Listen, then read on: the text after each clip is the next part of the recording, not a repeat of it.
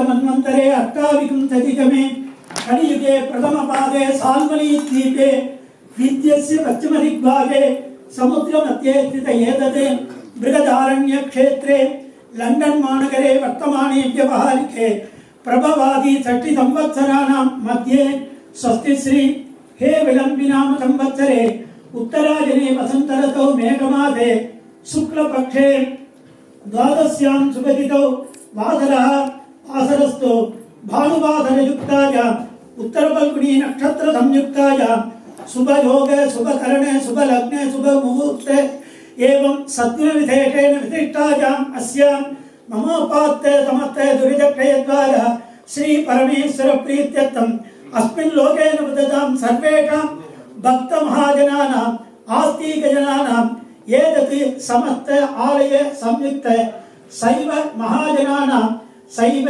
विशेष अद्यदिने करिष्यमान महोत्सव कर्मणि विशेषतः एतत् देशात् मातृदेशात् आगतानां सर्वेषां मठाधिपतीनां सर्वेषां सर्वाभीष्टदा सिद्ध्यर्थम् एतत् कार्याणि निर्विघ्नेन फलसमाप्त्यर्थं जयत्वप्राप्त्यर्थं लोके सुभिक्षप्राप्त्यर्थं धर्ममार्ग कैंकर्य अभिवृद्धि सिद्ध्यर्थं श्री शिवकाम सुंदरी अंबिका समेत श्री आनंद नटराजमूर्ति परिपूर्ण अनुग्रह प्रसाद सिद्ध्यर्थं प्रातः काल प्रारंभ विशेष पूजादिकं सर्वम् आचार्य मुखेन अद्य करिष्ये।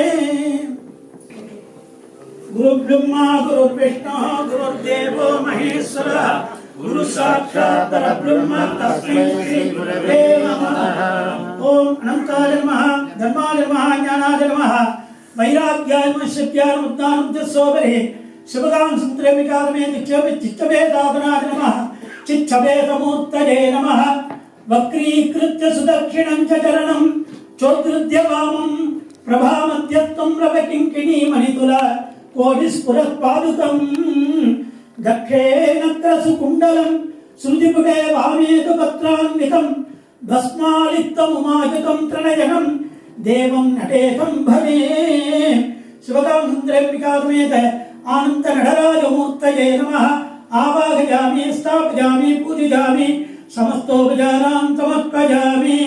भवाय देवाय नमः सर्वाय देवाय नमः ओम ईशानाय देवाय नमः पशुपते देवाय नमः ओम रुद्राय देवाय नमः उग्राय देवाय नमः ओम भीमाय देवाय नमः भगवते देवाय नमः ओम श्री शिवकाम सुंदरेम्बिका समेत आनंद नटराजमूर्तये नमः। नमो पार्वती पदये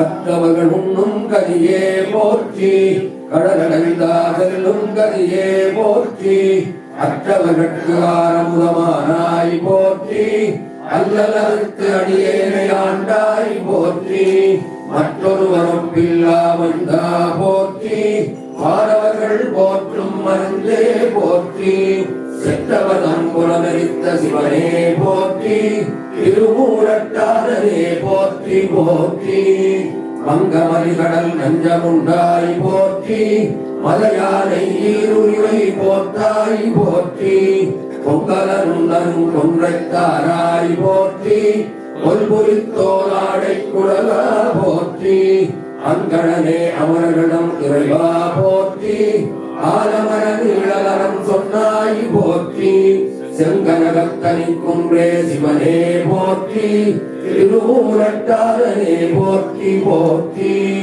மலையான் மடந்தை மணாளா போற்றி மழவிளையாயின் பாதம் போற்றி போற்றி நிலையாக என் நெஞ்சில் நின்றாய் போற்றி நெற்றிலே ஒற்றைக் கண்ணுடையாய் போற்றி இளையாந்த பூவிலை வேறேந்தி போற்றி ஏழ்கடலும் ஏழ்பொழிலுமானாய் போற்றி சிலையாலரித்த சிவனே போற்றி திருமூலக்காரனே போற்றி போற்றி பொன்னியலும் பேரியனே போற்றி போற்றி அருள்நான்கு முக்கண்ணும் உடையாய் போற்றி ஆதலி பார்த்து ஆற்றலியாய் போற்றி அருமந்த தேவர்க்கு அரசே போற்றி அங்கரக்கரை நான்கு தோளும் நாடும் சிரம் நெறிந்த சேவடியாய் போற்றி போற்றி திருமூலக்காரனே போற்றி போற்றி திருச்சிற்றம்பலம். யோகம் புஷ்பம் வேத விஸ்வவான் கடவான் கடமான் பவதி சந்திரமாவாம் புஷ்பம் விஸ்வவான் கடவான் கடமான் பவதி ஏவம் வேத யோகாமாயதனம் வேத ஆயதனவான் பவதி உல்லாசதி கலே ரம்யே சங்கரஸ்ய சிவாலயே தேவதா தத்தமோதந்தே தன்மே மனஸ்ய தேவதேவஸ்ய மகாதேவஸ்ய அகிலாண்டகோடி பிரம்மாண்டநாயகஸ்ய ஸ்ரீ சிவகாம் சுந்தரம் விகாதமேத ஆனந்த பிரகாரமூர்த்தேகே ஏதத் உற்சவ प्रारंभकाले सत्ये आचार्यैः मनसा भक्त्या वेदोक्त मन्त्रपुष्पाञ्जलिं समर्पयामः.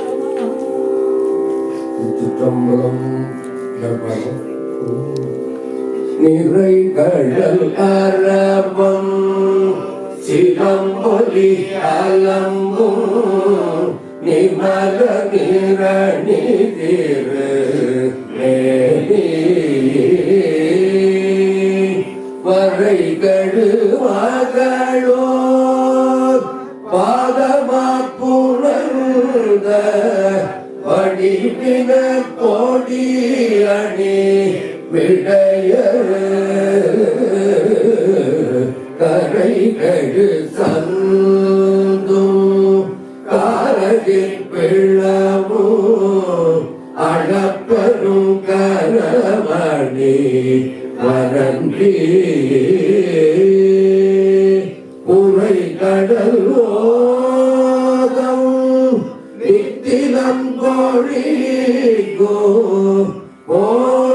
ஓணமாமலை அமர்ந்தாரே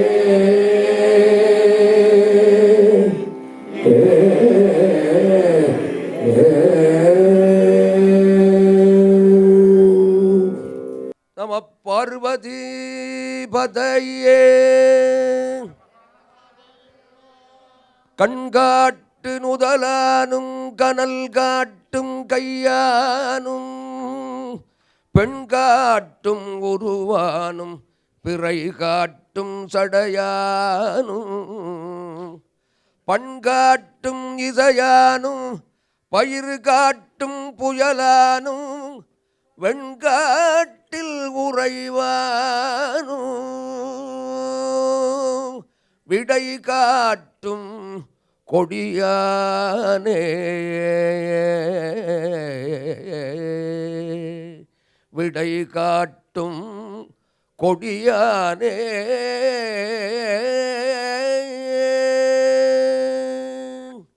திருச்சிற்றம்பலம். சபையோர்க்கு வணக்கம். எமது கலாச்சாரத்தின்படி மங்கள விளக்கு வைபவம் ஆரம்பமாகிறது. 18வது பிரித்தானிய சைவ திருக்கோயில் ஒன்றியத்தின் சைவ மகாநாட்டில் 2வது நாளாக மங்கள விளக்கி ஏற்றுவதற்கு திருமதி ஸ்ரீஸ்கந்தராஜா அவர்களை அழைக்கின்றோம். அடுத்து திருமதி கோபாலகிருஷ்ணன் அவர்களை அழைக்கின்றோம். திருமதி வக்சலா கங்காதரன் அவர்களையும் அழைக்கின்றோம். திருமதி கீதா மகேஸ்வரன்,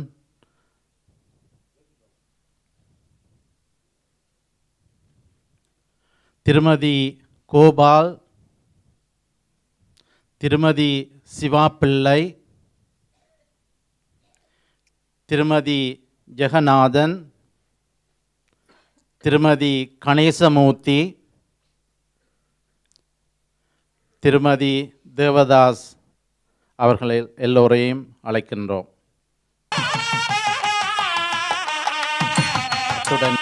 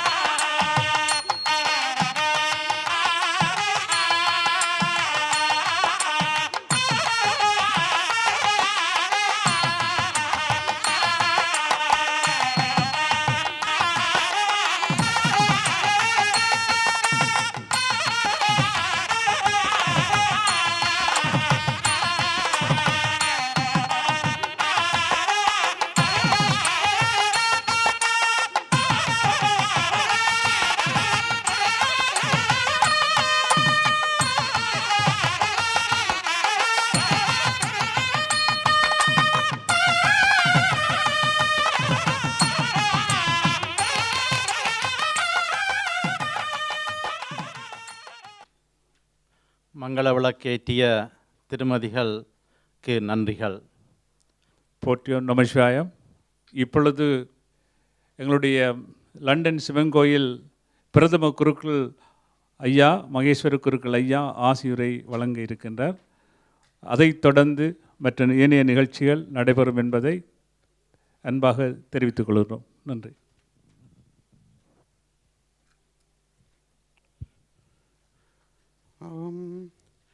கஜானனம். இன்றைய தினம் சைவ திருக்கோயில் ஒன்றியத்தினுடைய 18வது சைவ மகாநாட்டின் பொருட்டு இங்கே சிறப்பு வருகை தந்திருக்கின்ற மதிப்புக்குரிய சுவாமிகள் அவர்களே, எங்களுடைய அன்புக்கும் பெருமதிப்புக்கும் உரிய சிவாச்சாரிய அண்ணா அவர்களே, மற்றும் இந்த விழாவிலே ஆன்மீக சொற்பொழிவாற்று முகமாக இங்கே வந்திருக்கின்ற கல்விமான்களே, சபையிலே இருக்கக்கூடிய பெரியோர்களே, தாய்மார்களே, குழந்தைகளே, ஆலய நிர்வாகிகளே, உங்கள் எல்லோருக்கும் அடியேனுடைய பணிவான அன்பினை முதற்கண் தெரிவித்துக் கொள்ளுகின்றோம். நாங்கள் எங்களுடைய தேசங்களை விட்டு அந்நிய தேசமாகிய இங்கே வந்து வாழ்ந்து கொண்டிருக்கின்ற சூழ்நிலையிலும் எங்களுடைய பாரம்பரியங்களை நாங்கள் பாதுகாக்க வேண்டிய ஒரு பொறுப்பும், அதன் பின்பு எங்களுடைய வருங்கால சந்ததியினருக்கு அதனை எடுத்து காட்டி அதன்படி நடக்க வைக்க வேண்டிய ஒரு பொறுப்பும் எங்களுக்கு ஒரு பெரிய ஒரு தலையாய கடமையாக இருக்கின்றது. அந்த வகையிலே சைவ திருக்கோயில் ஒன்றியம் ஆரம்பித்த காலத்திலே இருந்து இந்த 18 வருஷத்திலே எத்தனையோ பலவிதமான சாதனைகளை செய்து இந்த ஒன்றியம் ஆரம்பித்ததனுடைய அந்த முக்கியமான குறிக்கோள்களை நிறைவேற்றி கொண்டிருக்கின்றது. அந்த விஷயத்திலே அது ஒரு மட்டற்ற மகிழ்ச்சியை தரக்கூடிய விஷயம். அந்த வகையிலே பஞ்சாங்கங்களிலே ஏற்படக்கூடிய குழப்பங்கள், ஆலயங்கள் எல்லாம் ஒரே நாளிலே விழாக்களை நடாத்த வேண்டிய விஷயங்கள், அதே போன்று பல பெரியார்களை இந்த நாட்டுக்கு அழைத்து வந்து நல்ல ஆன்மீக சிந்தனைகளை இங்குள்ள மக்களுக்கும் குழந்தைகளுக்கும் கொடுத்த தன்மை, அத்துடன் எங்களுடைய பிள்ளைகளுக்கு எங்களுடைய சமயம், மொழி, கலை, கலாச்சாரம், பண்பாடு என்று சொல்லக்கூடிய பாரம்பரிய அந்த விழுமியங்களை எடுத்துரைத்து அதன் வழி நடாத்துகின்ற தன்மை, இப்படியாக எத்தனையோ விஷயமான முறைகளிலே இந்த சைவ திருக்கோயில் ஒன்றியம் இந்த மகாநாட்டின் மூலம் பல வெற்றிகளை கண்டு இன்றைய தினம் 18வது ஆண்டு விழாவாக நேற்றைய தினம் இந்த மகாநாடு ஆரம்பித்து இன்றைய தினம் 2வது தினமாக எம்பெருமானுடைய திருமண மண்டபத்திலே மிகவும் சிறப்பான முறையிலே நடைபெறுவதற்கு இங்கே ஏற்பாடுகள் செய்யப்பட்டு அடியார்கள் எல்லோரும் வந்திருக்கின்றீர்கள். இந்த சைவ திருக்கோயில் ஒன்றியம் மேன்மேலும் வளர்ந்து இந்த உலகமெங்கும் அதனுடைய சேவைகள் சென்றடைந்து எங்களுக்கு மாத்திரமல்ல எங்களுடைய பிள்ளைகளுக்கும் அந்த சேவைகளும் சென்றடைய வேண்டும். எல்லோரும் இன்புற்று வாழ வேண்டும். இந்த உலகம் எங்கும் அன்பும் சமாதானமும் நிலவ வேண்டும். எல்லாருக்கும் அருணாசல பெருமானுடைய பெருங்கருணை எப்பொழுதும் பரிபூரணமாக இருக்க வேண்டும். இந்த மகாநாடும் சிறப்பான முறையிலே நடந்து தொடர்ந்து பல மகாநாடுகளை நடாத்த வேண்டும் என்று எல்லாம் வல்ல அருணாசல பெருமானுடைய திருமன்மலர் பாதங்களை மனதிலே வழுத்தி, வான்முகில் வளாது வைக, மறிவளம் சுரக்க, மன்னன் கோன்முறை அரசு செய்க, குறைவில்லாது உயிர்கள் வாழ்க, நான்மறை அறங்களோங்க, நற்றவம் வேள்வி மல்க, மேன்மைகள் சைவ நீதி விளங்குக உலகமெல்லாம் என்று கூறி எல்லோருக்கும் எம்பெருமானுடைய திருவருள் கிடைக்க பிரார்த்தனை செய்து அடியேனுடைய நல்ல ஆசிகளை மனப்பூர்வமான முறையிலே தெரிவித்துக் கொள்ளுகின்றோம். நன்றி, வணக்கம். ஐயா அவர்களுக்கு சைவ திருக்கோயில் ஒன்றியத்தின் சார்பிலும் உங்கள் சார்பிலும் நன்றியை தெரிவித்துக் கொள்கின்றோம். இப்பொழுது ஒரு பன்னிசை கச்சேரி ஆரம்பமாக இருக்கின்றது. இந்த பன்னிசை கச்சேரி லண்டன் சிவன் கோயில் அன்பர்களாலே இங்கே நடைபெறுகின்றது. அதற்கு எங்களுடைய சுவாமி ஓதுவார் அவருடைய ஆசிரியர் அவர்கள் இதை முன்னின்று நடத்தி வைக்கின்றார்கள். எல்லோரும் இருந்து கேட்போமாக.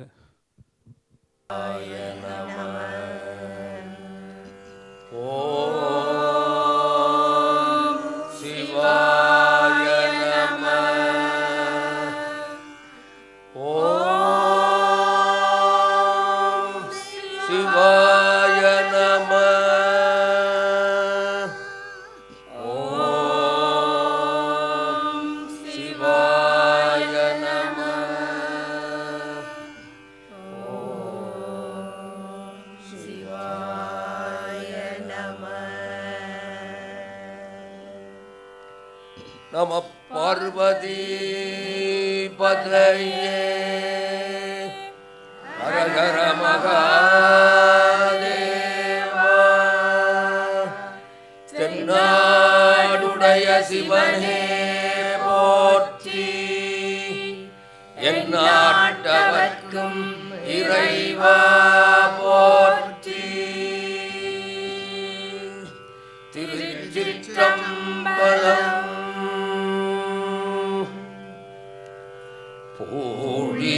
பூழியர்கோன் வெப்பொழித்த புகழியர்கோன் கடல் போற்றி.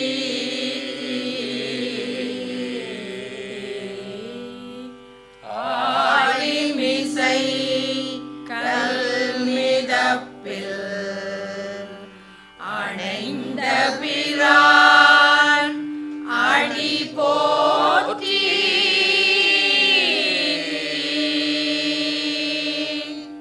வாழி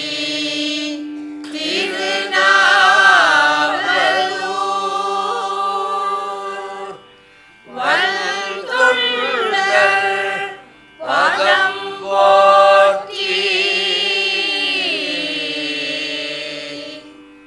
ஊழிமலி திருவாரூரர்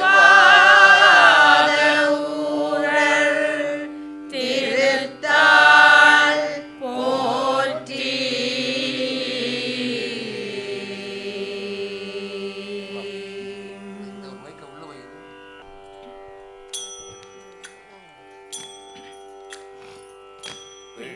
பிடியதனூறு உமை கொளமிகு கரியது வழி கொடுத்தனதடி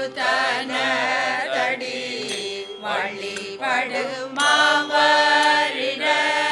பிடியதனூறு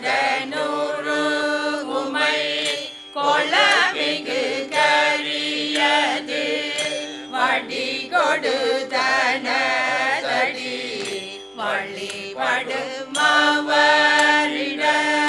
கடி கணபதி வர,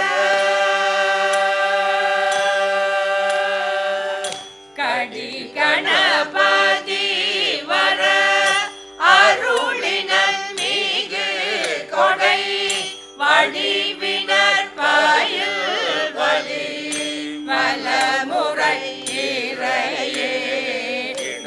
கடி கணபதி வர அருளினன் மிகு கொடை வடிவினர் பாயில் வலி வலமுறை இறையே பிடியதனொரு குமை கொளமிகு கரியது வழி கொடுதனதடி வழிபடும் அவரிடம் பிடியதனொரு குமை கொளமிகு கரியது வழி கொடுதனதடி வழிபடும் அவரிடம் கடி கணபதி வர அருளினன் மிகு கொடை வடிவினர் பயில் வலி வலமுறை இறையே கடி கணபதி வர அருளினன் மிகு கொடை வடிவினர் பயில் வலி வலமுறை இறையே கடி கணபதி வர அருளினன் மிகு கொடை வடிவினர் பயில் வலி வலமுறை இறையே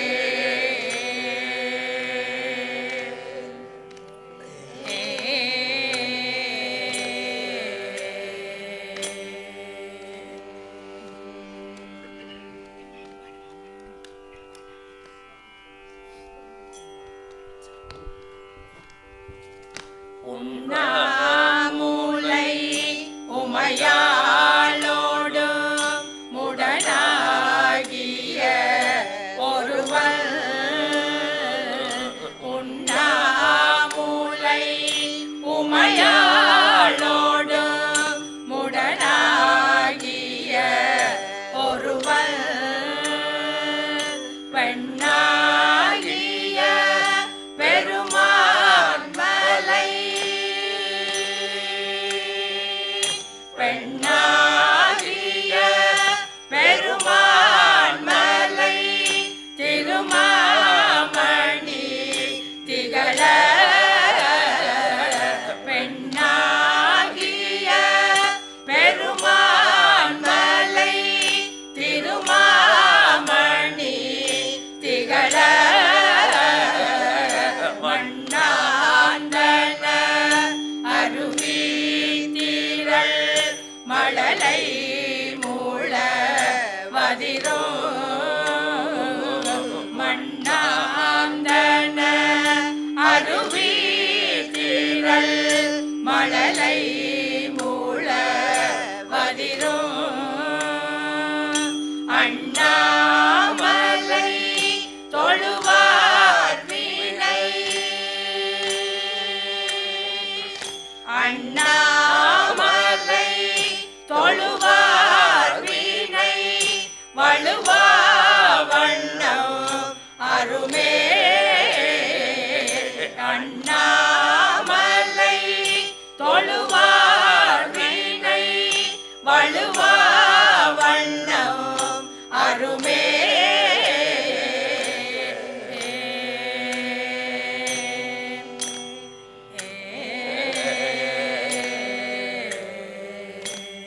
முந்திய கதிரோ நொழி விலகும் விரிசாரல் வம்புந்திய கதிரோ நொழி விலகும் விரிசாரல் அம்புந்து முயிலை தவன் அண்ணாமலை அதனை அம்புந்து முயிலை தவன் அண்ணாமலை அதனை கொம்புந்து வகுயிலாளுவ குளிர்காளியுள் ஞான கொம்புந்து வகுயிலாளுவ குளிர்காளியுள் ஞான சம்பந்தன தமிழ் வல்லவர் அடிபேணுதல் தவமே சம்பந்தன தமிழ் வல்லவர் அடிபேணுதல் தவமே சம்பந்தன தமிழ் வல்லவர் அடிபேணுதல் தவமே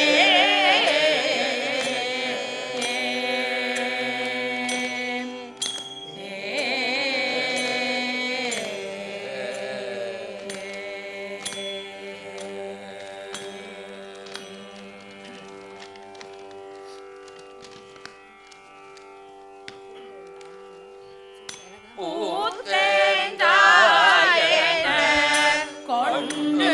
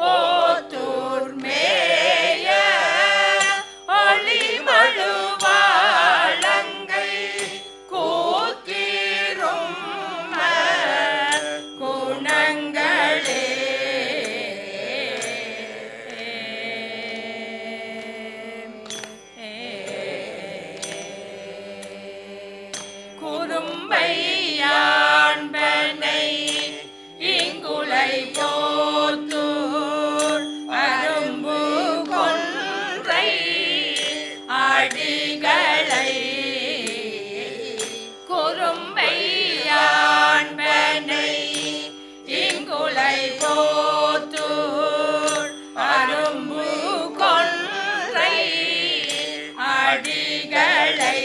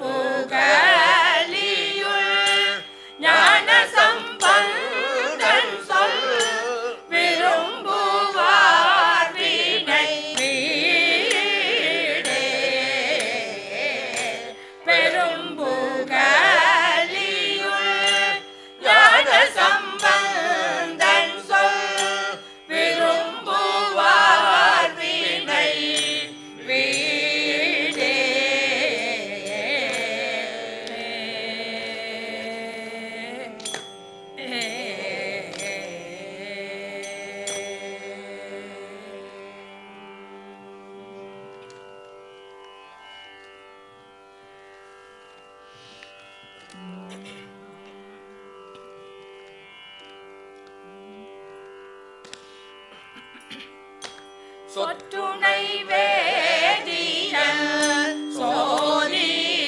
சோதிவானவன் பொற்றுடை தீர்ந்தடி பொருந்த கைதோள சொற்றுணை வேதியன் சோதிவானவன்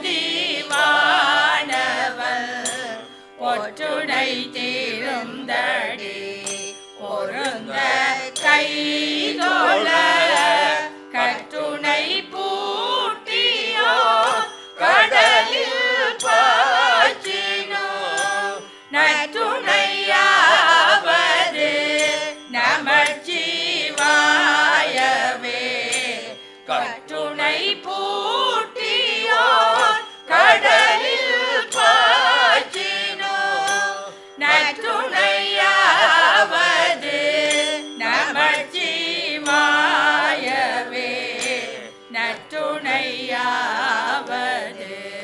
நமச்சிவாயவே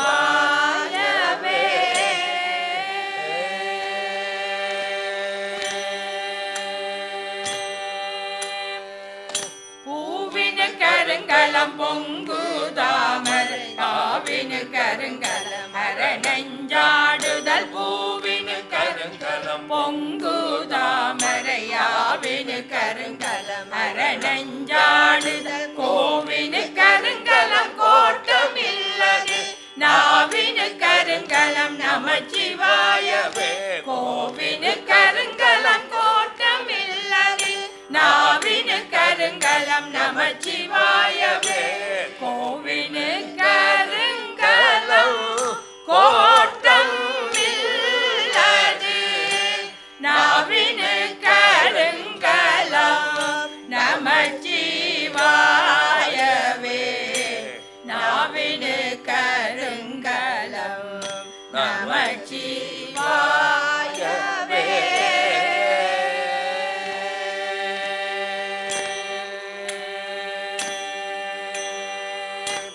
இல்லக விளக்கது இருள்கெடுப்பது சொல்லக விளக்கது சோதி உள்ளது இல்லக விளக்கது இருள்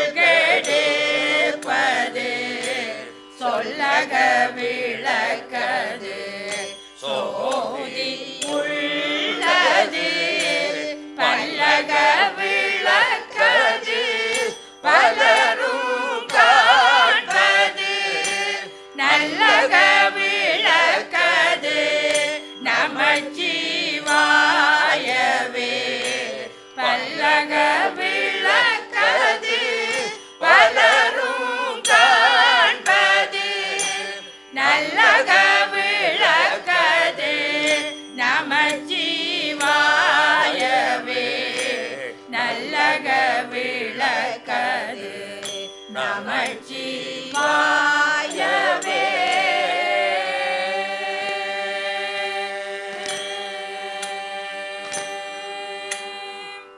மாப்பினை தழுவிய மாதோர் பாகத்தன் பூப்பினை திருந்தடி பொருந்த கைதொழ மாப்பினை தழுவிய மாதோர் பாகத்தன் பூப்பினை திருந்தடி பொருந்த கைதொழ நாப்பினை தழுவிய நமச்சிவாய பத்து ஏற்றவல்லார் தமக்கிடு கண்ணில்லை நாப்பினை தழுவிய நமச்சிவாய பத்து ஏற்றவல்லார் தமக்கிடு கண்ணில்லையே நாப்பினை தழுவிய நமச்சிவாய பத்து ஏற்றவல்லார் தமக்கு இடுக்கண்ணில்லையே ஏற்றவல்லார் தமக்கு இடுக்கண் இல்லையே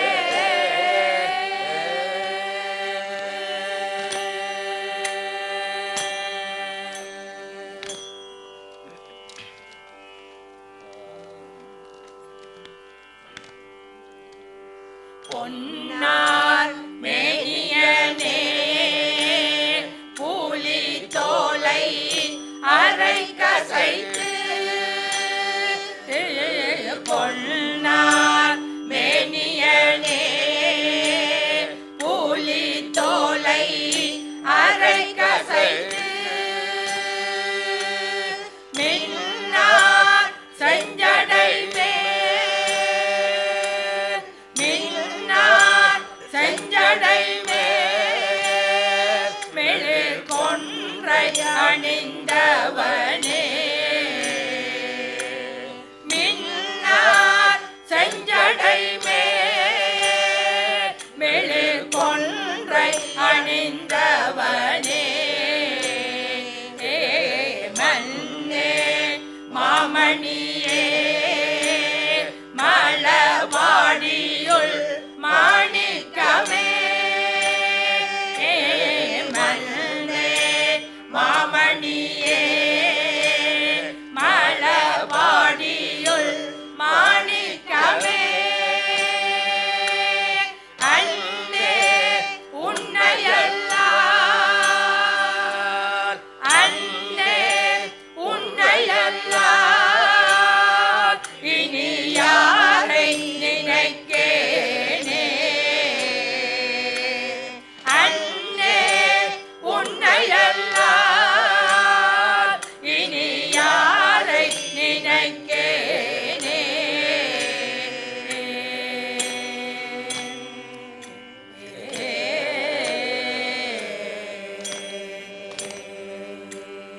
ஏறார் முப்புறமும் எரிய சிலை தொட்டவனை ஏறார் முப்புறமும் எரிய சிலை தொட்டவனை வாரார் கொங்கையுடன் மலபாடியுள் மேயவனை வாரார் கொங்கையுடன் மலபாடியுள் மேயவனை சீரானாவலர் போல் ஆரூரன் உரைத்த தமிழ் சீரானாவலர் போல் ஆரூரன் உரைத்த தமிழ் பாரோரே தவல்லார் பரலோகத்திருப்பாரே பாரோரே தவல்லார் பரலோகத்திருப்பாரே பாரோர் ஏத்தவல்லார்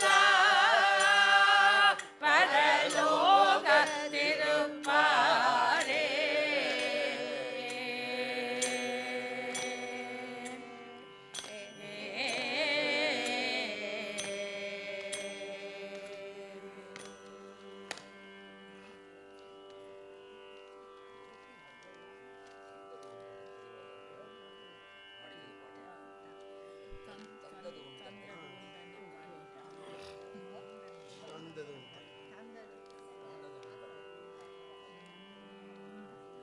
தந்தையுண்டன்னை கொண்டது என் தன்னை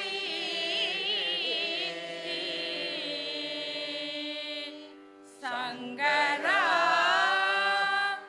ஆர்கோலோ சதுரர்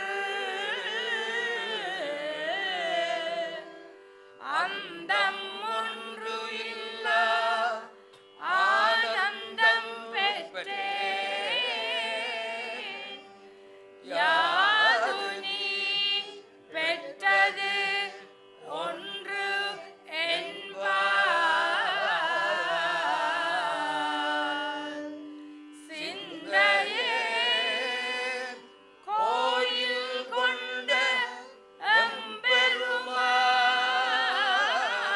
எம்பெருமான் திருப்பெரும் துறையுரை சிவனே எந்தையே ஈசா உடலிடம்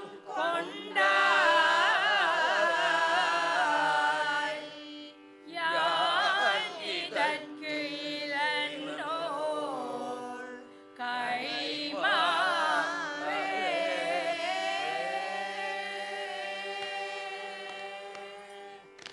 முத்தினறி அறியாத மூர்க்கரோடு முயல்வேனை பத்தினறி அறிவித்து பழவினைகள் பாரும் வண்ணம் முத்தினறி அறியாத மூர்க்கரோடு முயல்வேனை பத்தினறி அறிவித்து பழவினைகள் பாரும் வண்ணம் சித்தமலம் அறிவித்து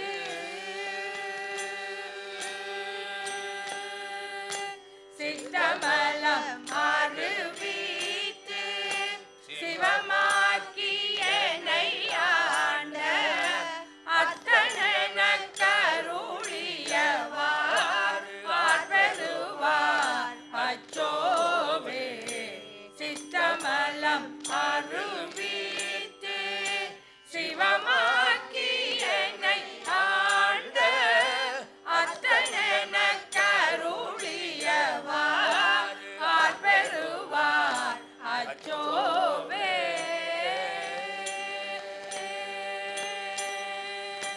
செம்மநலம் அறியாத சிதறோடும் திரிவேனை மும்மை மலம் மறுவித்து முதலாய முதல்வன் தார் செம்மநலம் அறியாத சிதறோடும் திரிவேனை மும்மை மலம் மறுவித்து முதலாய முதல்வன் தார் நம்மை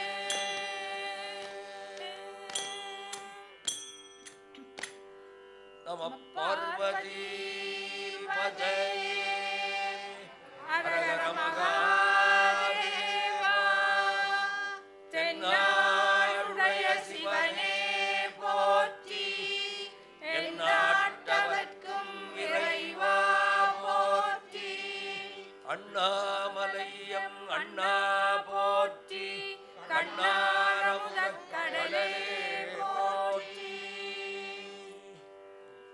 ஓம் சிவாய நம ஓம் சிவாய நம ஓம் சிவாய நம ஓம் சிவாய நம ஓம் சிவாய நம சிற்றம்பலம்.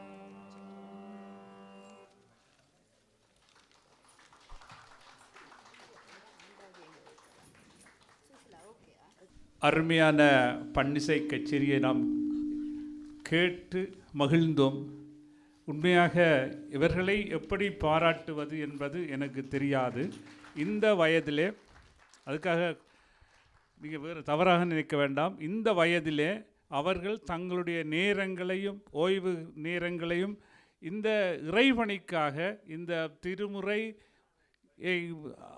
ஒழுங்காக கற்று இப்படி இந்த இடங்களிலே பாடி எங்களை எல்லாம் மகிழ்விக்கின்ற பாக்கியத்தை பெற்றவர்கள். அவர்களுக்கு எல்லாம் வல்ல உண்ணாமலை அம்பிகை உடனுரை அருணாச பெருமானுடைய திருவருள் கிடைக்க நாம் வேண்டுகின்றோம். அவர்கள் தொடர்ந்தும் அவரை இந்த பணியை ஆற்ற வேண்டும்.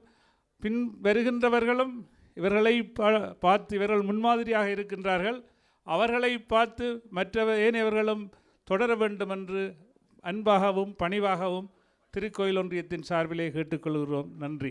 அவர்களுக்கு கரகோஷம் நிறைந்த நன்றியை தெரிவித்துக் கொள்ளுமாறு கேட்டுக்கொள்கிறோம்.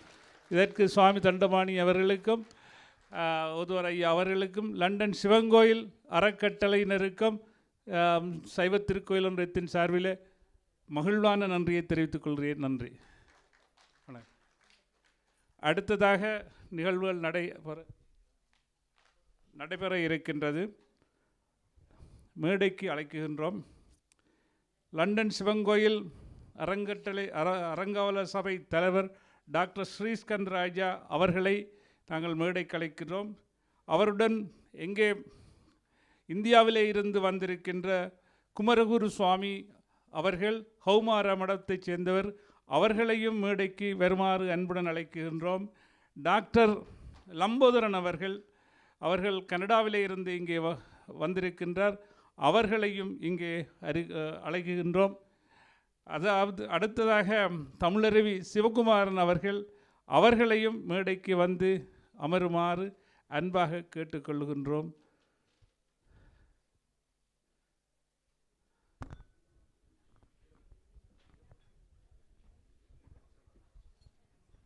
வரவேற்பு உரை நடைபெற இருக்கின்றது. இந்த வரவேற்பு உரையை சைவ லண்டன் சிவங்கோயில் அறக்கட்டளையின் தலைவர் டாக்டர் ஸ்ரீஸ்கந்த் ராஜா அவர்கள் அதை நடத்தி வைப்பார்கள். அவர்களை அன்புடன் அழைக்கிறோம்.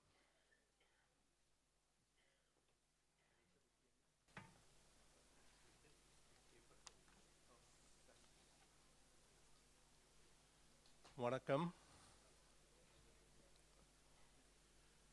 எல்லாம் வல்ல அண்ணாமலையாரையும் உண்ணாமலை அம்மனையும் வணங்கிக் கொண்டு எனது பேச்சை ஆரம்பிக்கின்றேன். முதலாவதாக இந்த 18வது சைவ மாநாட்டின் 2வது நாளுக்கு வருகை தந்துள்ள பிரதம விருந்தினர் மதிப்புக்குரிய தவத்திரு குருபர சுவாமிகள் நடராஜன் அவர்களையும், மதிப்புக்குரிய விருந்தினர் திரு கலாநிதி சுகிசுகம் அவர்களையும், மற்றும் சிறப்புரை பேச்சாளர்களாக தெரிந்துள்ள திரு தமிழருவி சிவகுமார் அவர்களையும், மற்றும் திரு கஜேந்திரகுமார் அவர்களையும், சிறப்பு பேச்சாளராக வருகை தந்துள்ள கலாநிதி லம்போதரன் அவர்களையும், மற்றும் பிரித்தானிய சைவ திருக்கோயில் ஒன்றியத்தின் கோயில்களினுடைய அறங்காவலர்கள், அதனுடைய அமைப்பாளர்கள் எல்லோருக்கும் மற்றும் இங்கே வருகை தந்துள்ள உள்நாட்டு பேச்சு செய்வதற்காக வந்துள்ள எமது சகோதர சகோதரிகளையும் சிறார்களையும் மற்றும் பெரியோர்களையும் தாய்மார்களையும் வருக வருக என்று வரவேற்பதில் மிகவும் மகிழ்ச்சி அடைகின்றேன்.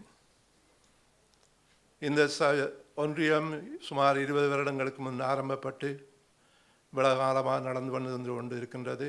அவர்கள் ஒவ்வொரு வருடமும் சைவ மாநாட்டை நடத்தி கொண்டு வருவார்கள். ஆரம்ப காலத்தில் 5 கோயில்கள் இருந்தன. மீண்டும் பேர்ந்தும் சில கோயில்கள் தொடங்கி முக்கியமாக கடந்த 2-3 வருடங்களில் தற்போது 20க்கும் மேற்பட்ட திருக்கோயில்கள் இந்த ஒன்றியத்தில் அமைந்துள்ளார்கள். அதை கேட்கும் பொழுது மிகவும் ஒரு சந்தோஷமான விடயம்.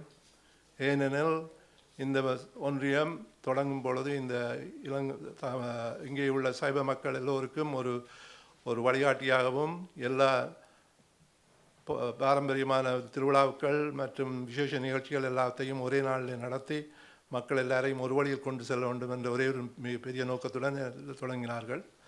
எனவே தற்போது 20க்கும் மேற்பட்ட திருக்கோயில்கள் இந்த ஒன்றியத்தில் அமைந்திருப்பது மிகவும் சந்தோஷப்பட வேண்டும் மற்றும் இறைவனின் அருளை என்று கூற வேண்டும். மேலும் இந்த சைவ மாநாட்டின் 2வது திருநாளில் இலங்கை, இந்தியாவிலும் கனடாவிலும் தந்துள்ள பெரியோர்களின் பேச்சுக்களை கேட்டு நீங்கள் எல்லோரும் உங்களுக்கு தேவையானவற்றை பகிர்ந்து கொள்வீர்கள் என்பதை நம்புகின்றோம். மேலும் ஆஃப்டர்நூன் தேவார போட்டி பங்கு பெற்று வெற்றி பெற்ற பிள்ளைகளுக்கு அவர்களுக்கு பரிசு வழங்க இருக்கிறார்கள்.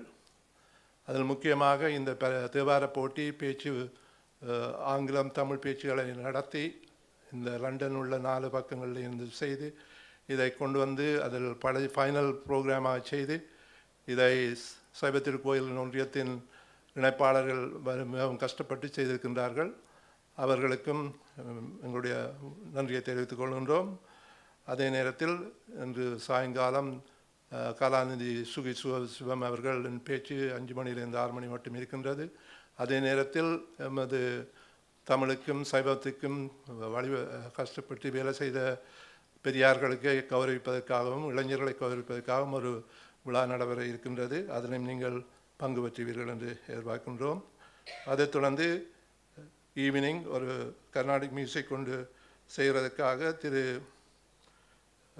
சாய் விக்னேஷ் அவர்கள் இந்தியாவிலிருந்து வருகை வந்துள்ளார்கள். அவருடைய பாட்டையும் கேட்டு மிகவும் சந்தோஷமடைந்து இந்த 2வது நாள் சைவ திருக்கோயில் ஒன்றியத்தின் 2ஆம் நாள் மாநாடு முடிவடைகின்றது.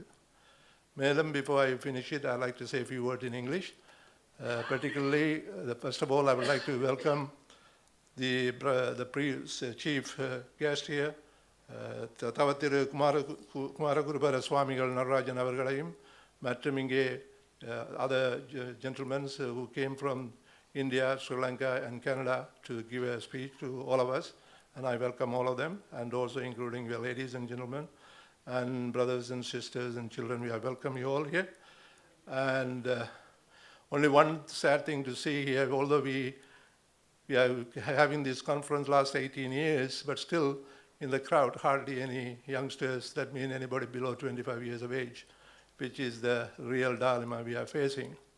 Therefore, we were looking at this problem, what to do with it, and in fact, one of the aspects came along that we may have to think even increasing our program in English as much as possible in order to attract more youngsters, simply because in this country, the people or youngsters who are born and brought up in this country, they are not fluent in English or Tamil, and also most of them, they don't understand Tamil either.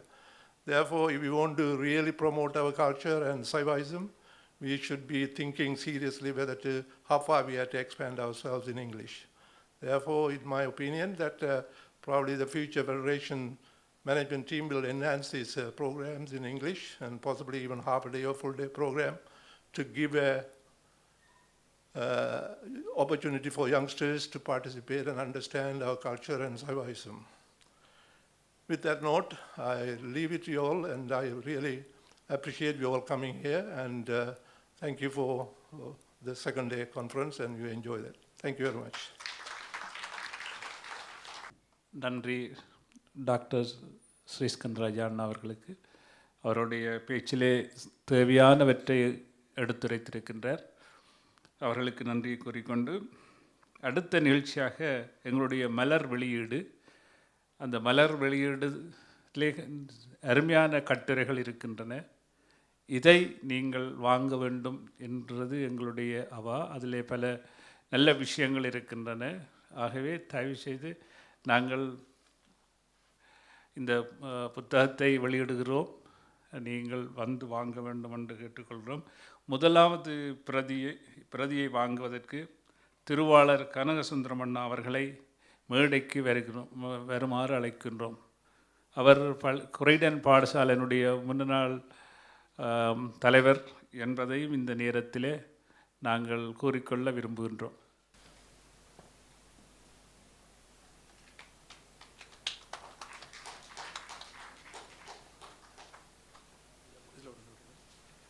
அடுத்ததாக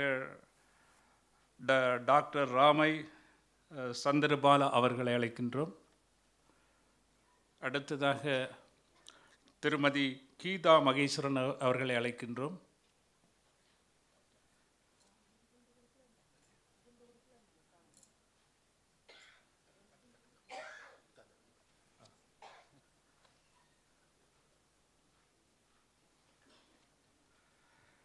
அடுத்ததாக திருவாளர் அருள்தாஸ் அவர்களை அழைக்கின்றோம்.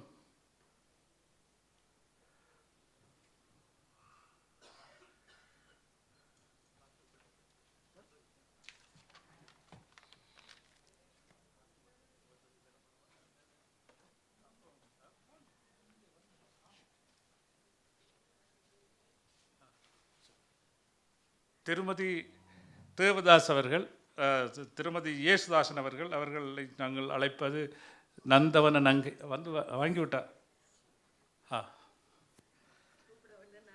Mrs முரளிகரன் அவர்களையும் கேட்டுக்கொள்கிறேன்.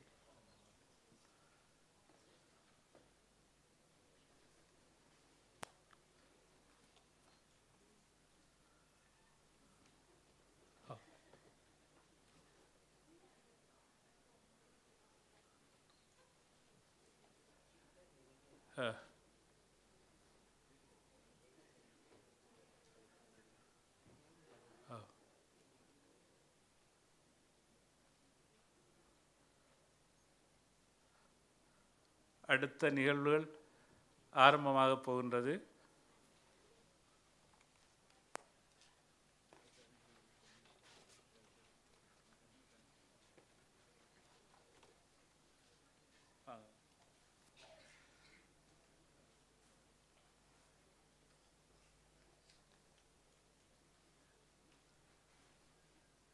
Good morning again. One of the important things I forgot to mention earlier on, that there is a parallel session in English is going to take place this afternoon. That will be from 2:30 to 3:45, led by Dr. Lambodharan, who will be answering any questions and any other matters in terms of Saivaism and also cultural aspects. Therefore, anybody wishes to attend that one, you can join that session at 2:30, and we will direct you to the location, and surely you will enjoy the time. He will be conducting the whole thing in English. Thank you. And then continuing with the program, next is a speech by Dr. Vatsalan Sandrapala, and if I may kindly request her to come along and give a speech, whatever she wants to do, or he will. Vanakkam, everyone. Tiruchitrambalam. We start with a small mantra. Please join in. Guru Brahma, Guru Vishnu, Guru Devo Maheshwara, Guru Shaksha Parabrahma, Tasmai Shri Guruve Namaha. Good morning, everyone. So I've very kindly been given the opportunity to talk to you all today. Have you noticed all our Saiva pujas start with that one mantra? It's the mantra of the Guru. What does it mean? Well, it teaches us that our Guru is Brahma, Vishnu, Maheshwara, and even that Brahman that the Vedas extol. So our Guru is to be exalted above all else. In essence, this mantra tells us if we want to experience God in this Bhulogam, we need a Guru first to show us the way. By value of you all being here, you're all devout Saivites. You all attend temple regularly. You all lead a life of Dharma. Saivism has really flourished in London. We've got beautiful temples, we've got a beautiful culture, but I think we're missing one key aspect. We have lost the religious leadership that comes from having a Satguru. If we are going to have Western-born Saivites after generation after generation after generation, we need a Satguru who will teach the teachings so eloquently to all our youth. So why is the Satguru so vital? In Saiva Siddhantam, we call the 4 spiritual progresses as 4 pathas. Our first patha is charya, and that is spiritual living and service to God. Our next patha is kriya, so it's devotion and puja. Our third stage comes after potentially many lives, and we enter the yoga patha, and that's meditation and inner worship. And finally, when the soul is ready, we reach jnanam, and there mukti is guaranteed for everyone. For this evolution to occur for the soul, we need the guidance of the Satguru. The path is described as Sanmarga, or the straight path to Lord Shiva. And in order to be successful in Sanmarga, we need a Satguru to show us the way. We must remember our human birth is for this one thing only, to strive towards Lord Shiva. In order to be successful, you need a guru who's walked that path already to show you the way. My guru, Satguru Bodhanath Venan Swami, tells us, the spiritual path can be compared to learning Bharatanatyam. No parent would ever think that their child could learn Bharatanatyam without a teacher. It is unheard of. One of the reasons is in dance we progress through the phases of beginning to becoming accomplished. In doing so, we need a teacher who can look at our weaknesses, and ourselves as beginners, we cannot see that ourselves. The guru is like a dance teacher. He guides us personally day by day. In this teaching, we are told the spiritual life is an art form that we have to finesse. We need a spiritual preceptor who will personally guide our lives and spiritual practices, ensuring we make the most progress in this life and deal with karmas effectively. The greatness of the Satguru is extolled in all denominations of Saivism. Adi Shankara in his Guru Ashtakam chides us. The body may be handsome, your wife may be attractive, fame may be spread far and wide, your wealth may be enormous and stable like Mount Meru, but what consequence are all of these if you do not have the love of the Guru? Really, what use is all this? What use, what use, what use? Saint Avaya similarly gives a similar interpretation.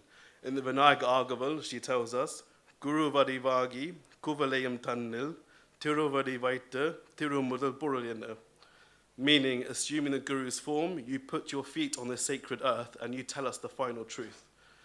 Saint Arunagirinatha, in the last line of the Kanda Anubhuti, tells the same. Guru Vai, Varu Vai, Arul Vai, Kohane. Lord Muruga, you will come in the form of the Guru and you will give me your grace.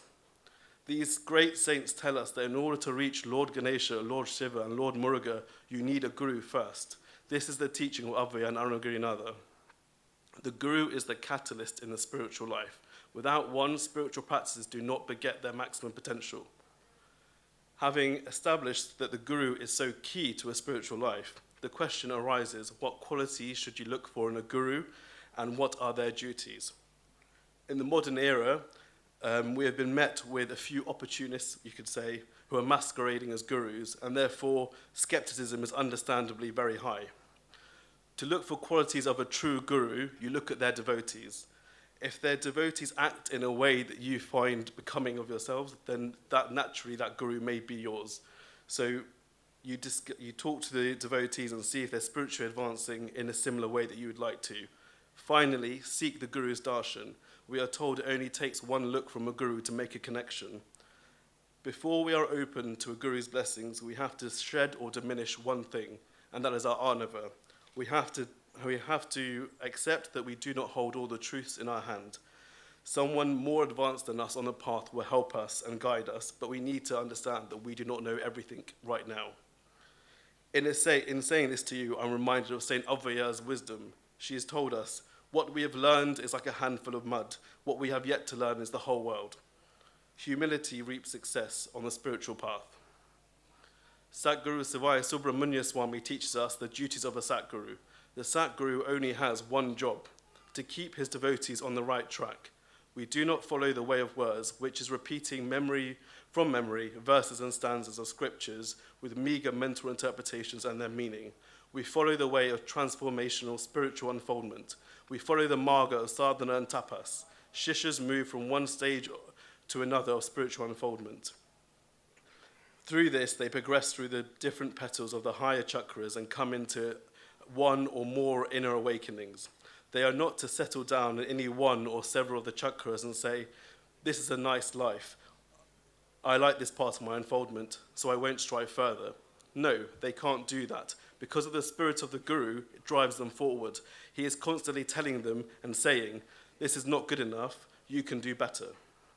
Here, Satguru Sivaya Subramanya Swami teaches us that we need a Guru who is actively involved in our day-to-day living. In being personally guided, we have the opportunity to improve greatly and be transformed. The line we are constantly told by Kawai Adinam is, you must improve, you must improve, you must improve. Such are the demands of a Satguru. For me, personally, this does not work with a Guru on the wall, who is merely a picture we pray to once a day. We need a living Guru who will navigate our karmas, help us make the right decisions, and more importantly, correct us when we do something wrong.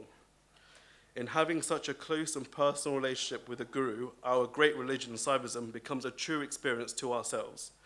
We move from reading and hearing mystical experiences to having them ourselves. Then our faith is unshakable. So my final message to you is this. This human birth, full of good health and devoid of poverty, is extremely rare. It's a rare boon. To make the most of it, we must seek to develop ourselves spiritually. This can be done only under the guidance of a Satguru. Take the opportunity this life offers you. It is only your spiritual unfoldment you carry from this life to the next. Seek complete refuge in a Guru, and he or she will naturally find you. This talk has been compiled from the rich Saivite teachings of my Guru, Satguru Bodhanath Vedan Swami of Kawai Adinam. So it is to him and this great line of Gurus that I dedicate this talk. This line follows through Siva Yoga Swami and Sivaya Subramanya Swami. My life has been given so much color by the presence of my Guru, and you too at some point must experience this. Satguru Sivaya Subramanya Swami tells us, when the devotee is ready, the Guru will appear. So let us all prepare for this great moment.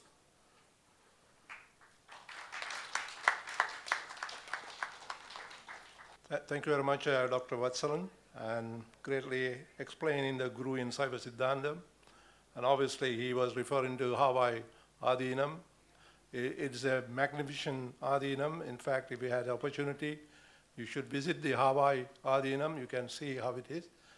A couple of years ago, I had a great opportunity with the God grace to visit the Adinam in Hawaii. It is really built in a magnificent land, and also the island. It is really, you wonder how the God has given that blessing to build that Adinam over there. And you can see there are about more than 25, 30 gurus there, dedicate their life to promote the Saiva Siddhantam. And there's this temple there, and also they are building a magnificent big temple in granite stone carving. It's coming from India. They are building over the last 10 years, and possibly within the next few years, they may be able to see the Kumbhabhishekam. It's a great place. If anyone wishes, it is fundamentally as a part of Himalayas. This is another area you should visit as a Saivites. Thank you, Vatsalan, for your great speech on that. Next one is a speech by Kumaran Sriskandaraja. If he's there, I would kindly welcome to give a speech on the topic he has selected. Thank you. Tiruchittambalam. Before I start, I really appreciated that speech by Dr. Vatsalan. I really do pray that we all meet our Sadguru in this lifetime, and hopefully not have to wait many lifetimes for that encounter. But anyway, I'm humbled to have the opportunity to briefly speak today about the purpose of temples in the Saiva tradition. I'll be referring to the utterances of Satguru Jagivasudev and also Swami Ayyappa Giri Acharya. So temples have always played a central role to Indian and Sri Lankan society. Apart from being focal points of education, art, and culture, they served primarily as powerful energy centers. It is vitally important to understand that ancient temples were not primarily built for the purpose of prayer, but as a vortex of energy where, if people were receptive and willing, they could transform themselves in a very deep way, thereby gaining greater awareness of their inner self, true nature, and the vast possibilities of being a human. The design and construction of these temples were relatively intricate. They were built according to a complex calculation involving physical and metaphysical elements. The parikrama, i.e. the walkway into the temple, the garbhagriha, the sanctum sanctorum, the shape and the size of the idol, the mudra held by the idol, and the mantra used for the consecration of the temple were all determined by the fundamental parameters of the design. Based upon a deep understanding of the inner energies of the human system, these elements were built in order to create a powerful space for inner transformation. For example, it is held even today in some parts of Saiva culture that when one visits a temple, one should sit silently for a little while. Offering worship or prayers are not considered paramount, but if one were to leave the temple without sitting down for some time, the entire visit is considered fruitless. This is so because temples were built as public charging sites where people could charge themselves with an inner energy. People visited temples daily before they started their day so that they could go about their lives with an enhanced sense of balance and depth. Over time, the underlying understanding of temples and the science behind their construction and usage gave way to rituals and traditions, making temples more a place for prayer and worship. Today in the UK, temples represent both a place of worship, but also a major community gathering place. Meeting, communicating, and catching up with fellow community members is generally a positive thing. However, we all collectively need to be wary of not losing reverence for the divine space and ensuring that we conduct ourselves in a manner that is highly respectful of that space, which means avoiding gossip, avoiding conversation that is not appropriate in such a divine space, and trying to maintain as close to silence as possible. Maintaining that humility, silence, and attentiveness is a basic requirement to being receptive to the highly divine energy charged space. Often it is asked by youngsters, why do I need to go to the temple if God is everywhere? It is important to understand, whilst God may be omnipresent, that profound level of awareness has not yet been realized within yourself as a personal experience, and thus it is important to regularly attend, sit, and expose yourself to that vortex of energy that is available at a fully consecrated temple. The benefits of respecting this process with sincerity cannot be especially quantified, as it is always dependent on the receptivity of that individual. However, one cannot deny that sitting silently, meditating, or practicing specific yogic techniques in a fully consecrated space is beneficial for your well-being, mental balance, and development of greater self-awareness. In southern India, 5 Shiva temples were built for each of the 5 elements: earth, water, fire, air, and space, or as it's known, ether. These are the Panchabhuta Sthalams, which many of you will know. Geographically, they are all within the Deccan Plateau, 4 in Tamil Nadu and 1 in Andhra Pradesh. The temple for water is in Thiruvananthapuram, fire in Tiruvannamalai, air in Kalahasti, earth in Kanchipuram, and space ether in Chidambaram. The peerless lord of the Siddhas, Mahayogi Sivam, is rightly venerated as the quintessential master of the elemental energies. His 5 colossal Buddha temples, though impressive, do not easily reveal their omnipotence as portals to other realms, except to those who fully commit to the Dharma. Sadhana, surrender, and cultivation of unconditional love will reveal his elemental mysteries and lay the path before us. Each of these temples is an internal monument to the element for which it was created. Spiritual aspirants who seek purification and absorption into the transcendent bliss of samadhi will discover the priceless gift that these temples hide their greatness in clear view. Each of these temples are a powerful center, which is saturated in the vibrations of that oneness. Each is particularly aligned with one of the 5 primary elements. These temples exude a dominant energy, majestic beauty, and magnificent symbolism which is eclipsed only by their mystical capacity for inner transformation. The tantric text, Shiva Surodaya, maintains that creation takes place out of 5 elements, and it ultimately dissolves in the same elements. The 5 elements are the supreme power of manifestation, and the Brahman oneness alone is beyond the elements.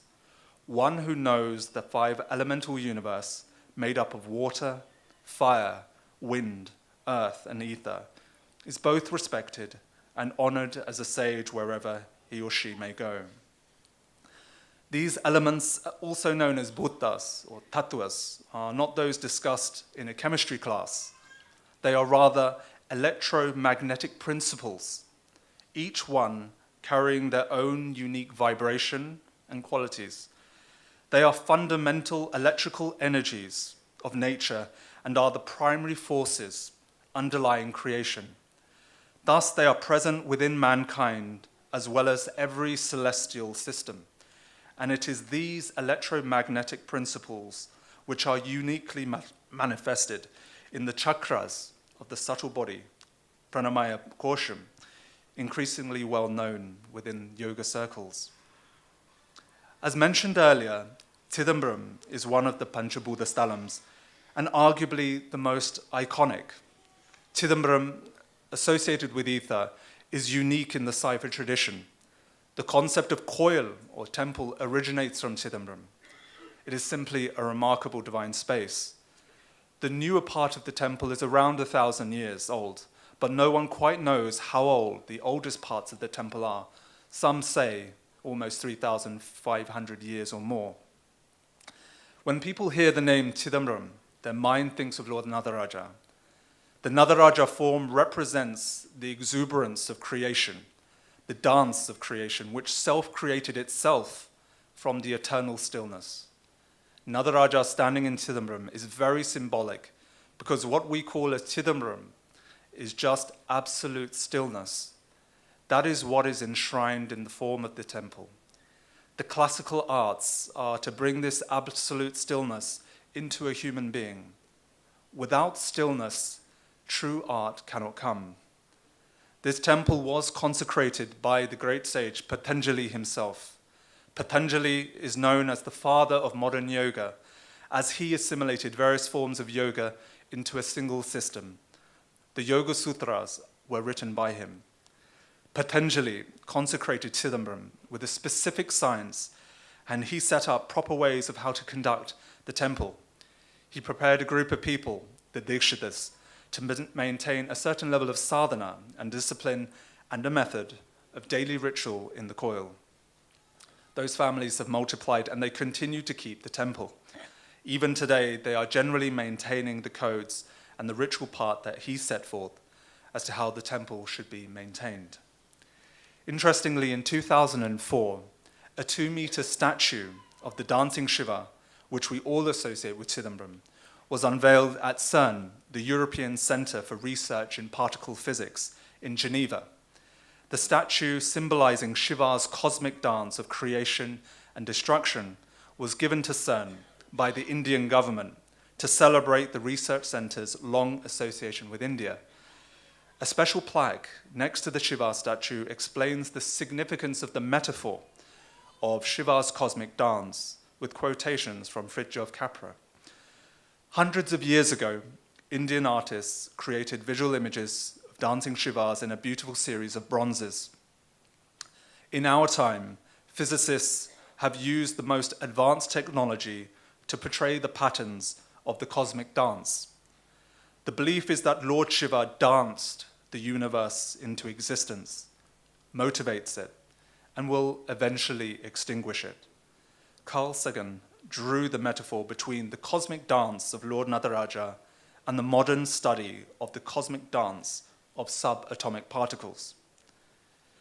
I have very, very briefly touched upon the purpose of Saiva temples, the Panchabuddha Sthalams, Chidambaram, and the iconography of Nataraja. But there is an incredible amount of science and significance behind all of these. The Saiva tradition is fully aligned with the principles of science.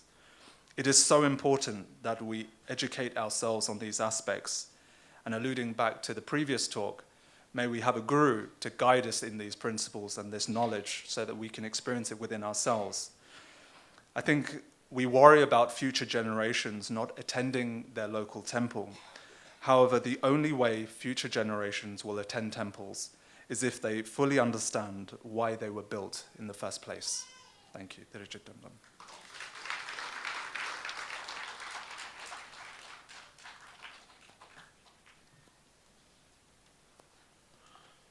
Thank you, Kumaran, for explaining the reason for the temples and also Panchabuddha Salangals, and also relating the human behavior and body for the Saiva temples and spirituality. Thanks again. Now I would like to call upon Mrs. Geeta Mageshwaran, who is the coordinator of the Wimbledon Sri Ganapati Temple, to give us a speech here. Is Geeta there? Thank you, Geeta.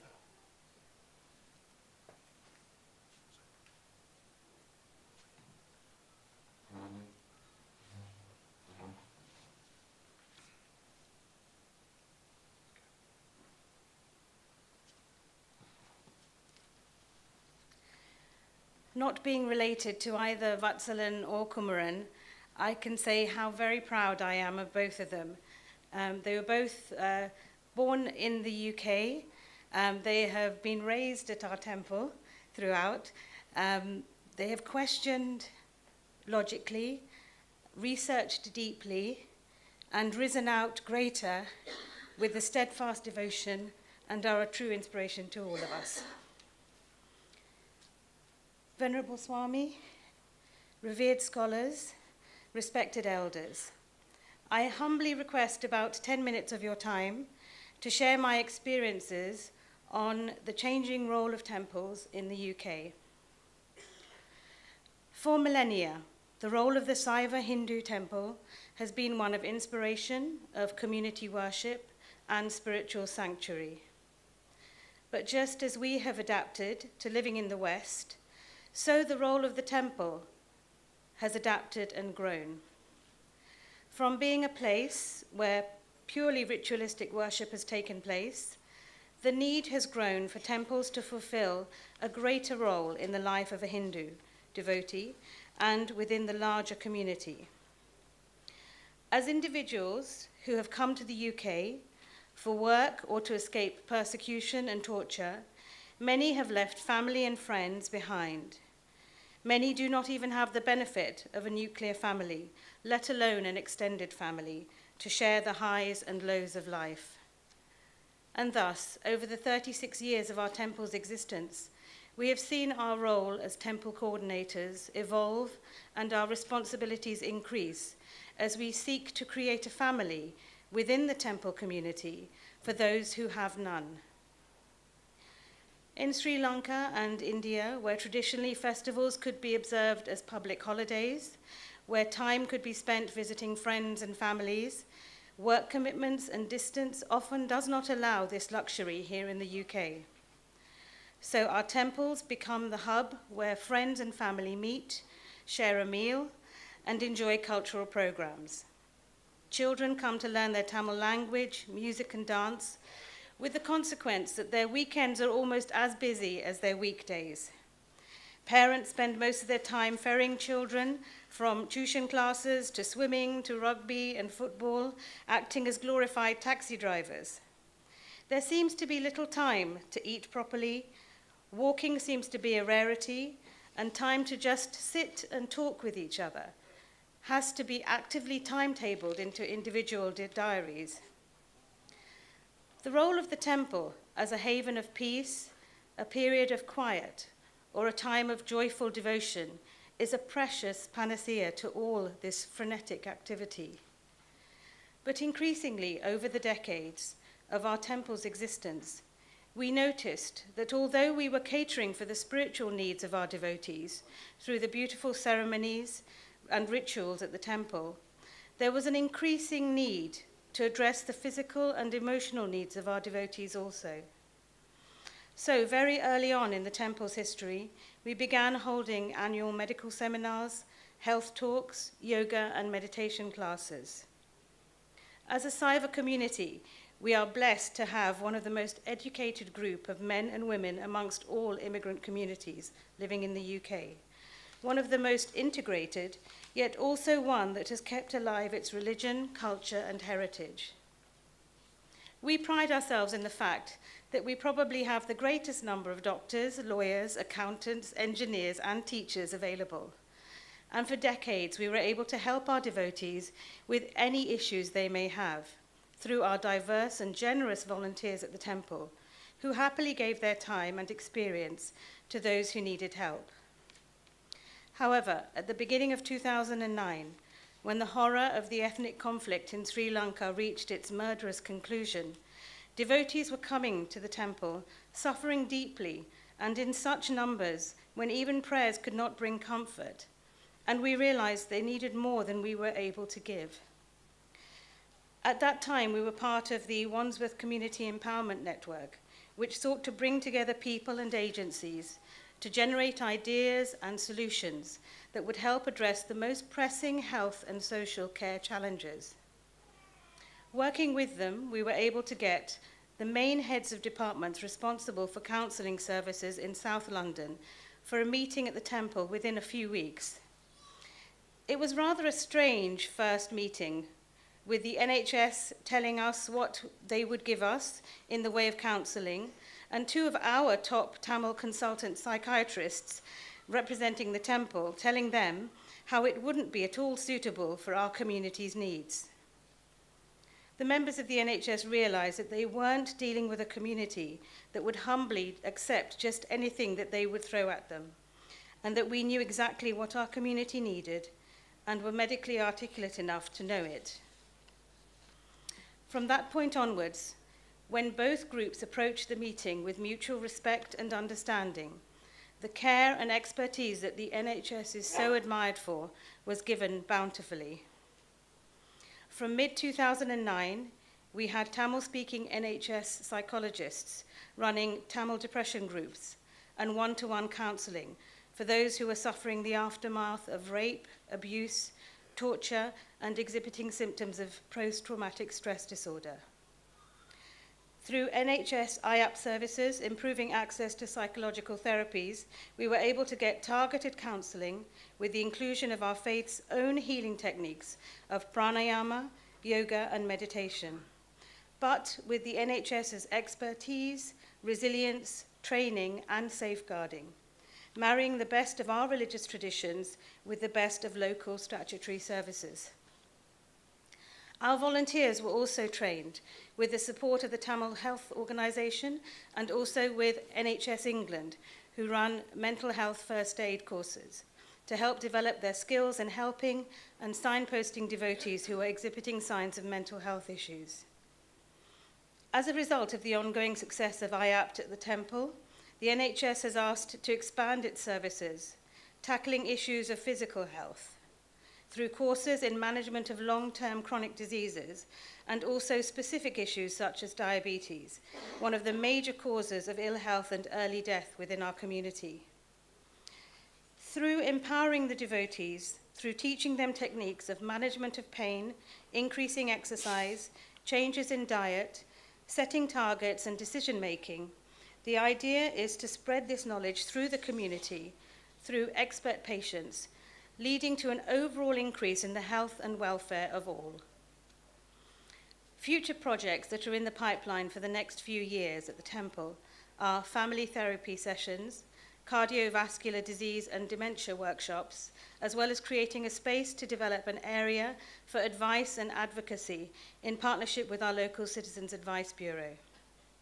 Thus, the aim is to create a community space within the Temple that can be a provider site for medical and social services, which can be tailored specifically to the needs of our community, thus creating a healing and practical space that helps the devotees in all aspects of their life. All temples have the ability and power to create these spaces. Many are doing incredible work already in these and many other spheres. These temples have taken up the causes closest to their devotees' hearts and created places of sanctuary and charitable and social services that we can all be inspired by, and is one of the main reasons why the Federation was created, to share best practice and to support and inspire each other. Conference gives us this space to share, and I thank the Venerable Swami, the revered scholars, respected elders, and the organizers of this conference for giving me the opportunity to share my experiences with you today. Thank you.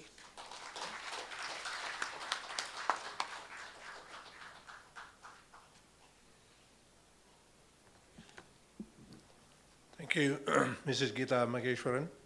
Very eloquently put it, the work they are doing at the Wimbledon's Sri Ganapati Temple, how they are correlating and coordinating with our people need, particularly the suffering of people in various aspects.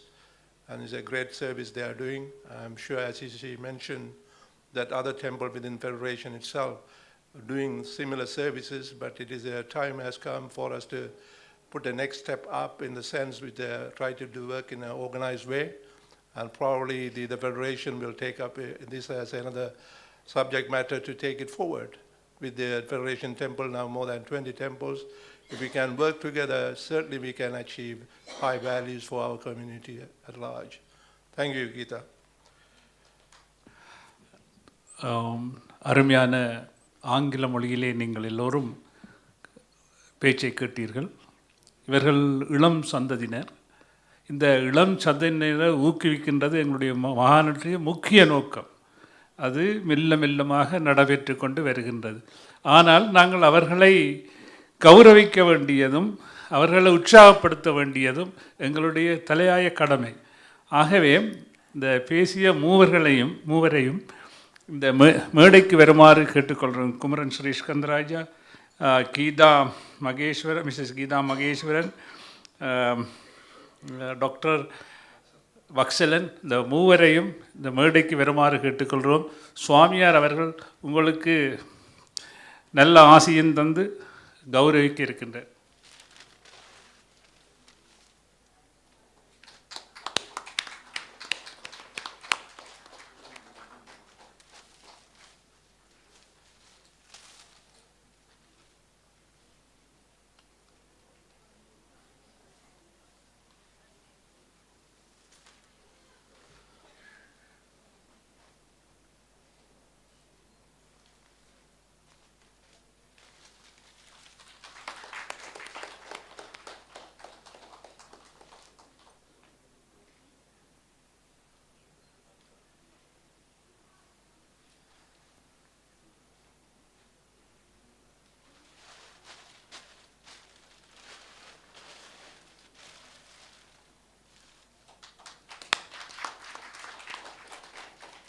இவர்களை போன்றவர்களால் எங்களுடைய சமயத்தை கட்டி காக்கின்ற வருங்கால சந்ததியினர் என்று நாம் சொல்லி பெருமைப்பட்டு கொள்கின்றோம். நன்றி, வணக்கம். Thanks, Ganesh. Sorry for the interruption. I call upon again Dr. Lambodharan to come forward to deliver his speech, please. Thank you. திருச்சிற்றம்பலம். தெளிவு குருவின் திருமேனி காண்டல் தெளிவு குருவின் திருநாமம் செப்பல் தெளிவு குருவின் திருவார்த்தை கேட்டல் தெளிவு குருகுரு சிந்தித்தல் தானே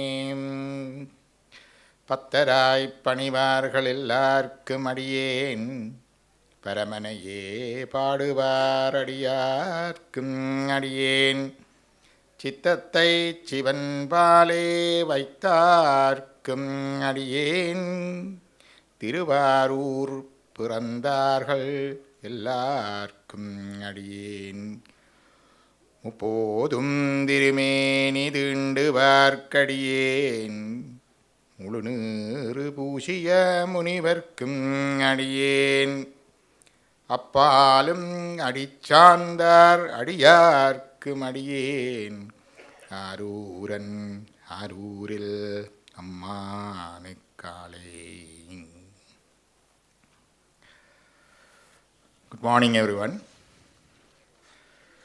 I have the privilege of flexibility in my speech. Yesterday I talked about our scriptures, understanding our scriptures, Vedas and Agamas. What is Vedas, what is Agamas?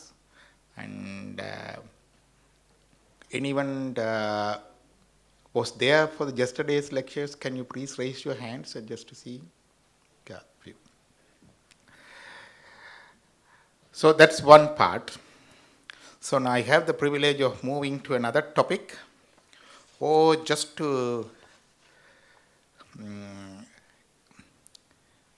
while complimenting and commenting on the efforts and success of this conference, I can go on to supplement some of the information you have been gathering since yesterday and today's sessions. It's been great pleasure to see and witness. I have been involved in this Saiva Hindu spiritual things guided by my Shiva.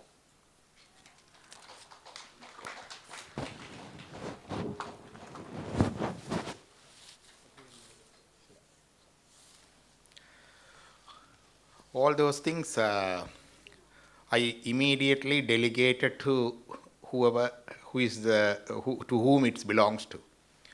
Whoever pays respect to you, that respect is not for us, it's for the Lord within us who has been making us to act in that way. So the honor should go him. Ella pugalam iravanukku. That's we should immediately offer that mentally to him. And also whoever is, paying the respect also thinks in a way, this respect or obeisance is not for this particular person, but for the Lord within him who has been acting through him. So that act itself becomes a puja. That's one of the simple explanation in a way. So I've been involved by God's grace and my Guru's grace, and been not part of any particular religious organization or group particularly, but been involved in many temples and involved with the teaching the youngsters and conducting satsangs for different groups and visiting our homeland, Sri Lanka, north and east, and in the central hill country and in Colombo, and meeting different people, teachers and religious leaders, and coming to UK. This is not the first time, this is the third time for the religious things. And the things I observe here is, I proudly say, is not for just for the words of praise, but I really observed is here is I've seen it's emerging as a sort of a global our spiritual Saiva spiritual role model, or if not the leadership, is evolving from here. I can witness that. One of the things I example this is what he called the temple committee members, they themselves is participating in the prayer songs and singing at the prayers. That's one of the beautiful thing I observed. And also our Shivacharyas and priests, and they are also very involved with the temple the committee as well as with the devotees, and they are also part of the group there. And also, yesterday it was mentioned by our grateful speaker, Suki Sivam. You will listen to him this afternoon. And he mentioned that what he called Saivaism, unfortunately, lacks or missed a leader like Ramanuja of Vaishnavism, who made a place, an equal place in the temple, in the sanctum sanctorum, for both for Tamil Divya Prabandham and Vedic mantras.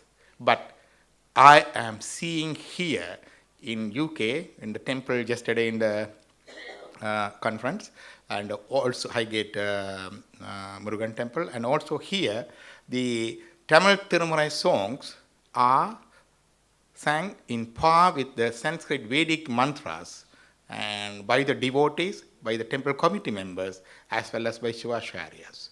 So I think in UK you are making the lead. I am very proud to see that. And to comment about youngsters, even though not, we don't see, we don't go by the numbers.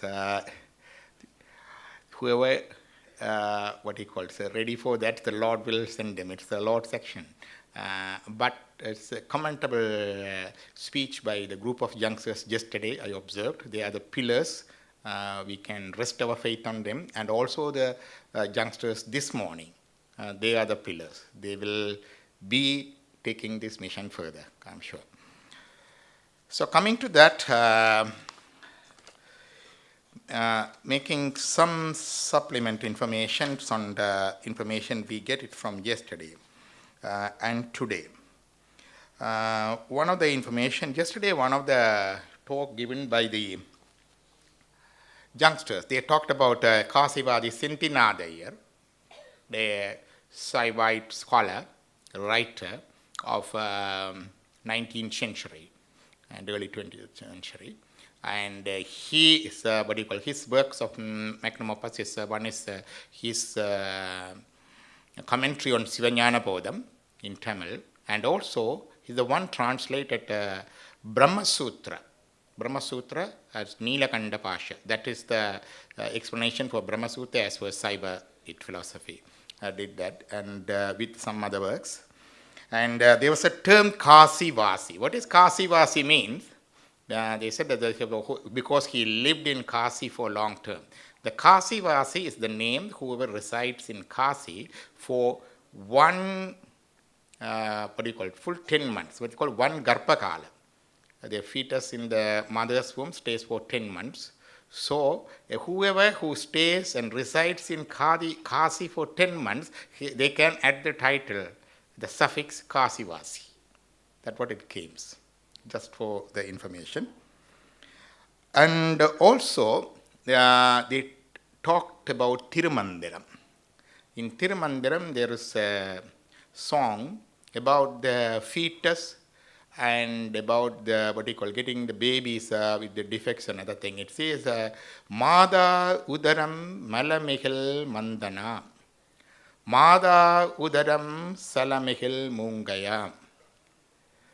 This is the Tirumandiram songs. And many of the traditional explanations says that at the time of union of the father and mother, if there is they have more fecal matter in the colon, also the full of fecal matter, then that affects the fetus, and if there's a urine affect the fetus, that's the general explanation. But as a medical doctor, I see a different explanation here. We call it a fetal distress. In the Tiruvasakam, it says at the time of delivery, it's very hard things. Takka, Tasamadi, Tayodu, Tanbadam, Tukka, Saharat, Tuyaridai, Pulaitum.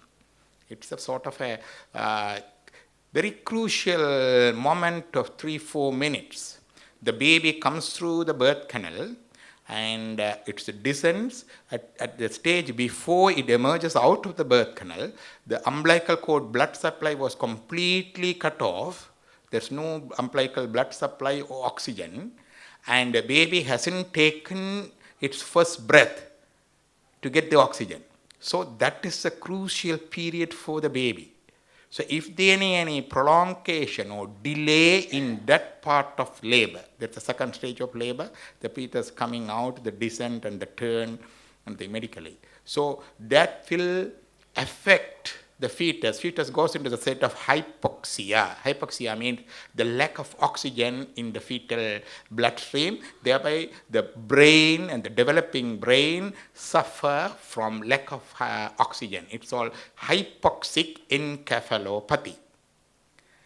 When this happens, the born fetus may be born with damaged brain, with obvious defects like cerebral palsy, and intellectual deficiency and developmental delay you could observe from the very early days of the fetus. Or sometime this very subtle damage, it won't be obvious until very late in the school years or even after that, as about sort of lacking some soft skills of learning or some form of very mild and very subtle intellectual deficiencies or behavioral problems. That's you can understand. So what happens here is the baby, when there's a fetal distress, usually the baby doesn't pass its feces, the malum, until it comes out. That's within the bowel. It's the fecal matter is there for the baby. Baby doesn't pass its fecal matter before birth. That is very unusual. But if it happened, this fetal distress of 3-4 minutes, if it is prolonged and the lack of hypoxia, so in the peak of fetal distress, the baby may pass the fecal matter. Then the amniotic fluid, it's stained with the fecal matter. We call meconium stained or meconium strained. That is a sign of fetal distress. And sometimes baby can aspirate that, and we call it meconium aspiration. These babies need special attention and care immediately after birth and thereafter, and special monitoring. So, Mada Udaram means, here Udaram means not the bowel, it's the womb and the birth canal. Because we call Sahodaram. Sahodaram means whoever born with the same, from the same womb is Sahodaram. Sahamanavan, whoever studied with the same class is Sahamanavan. So Udaram means not only the bowel, it also indicates the uterus and the birth canal. So here the fetus, the fecal matter, malum is not of the mothers but of the fetus.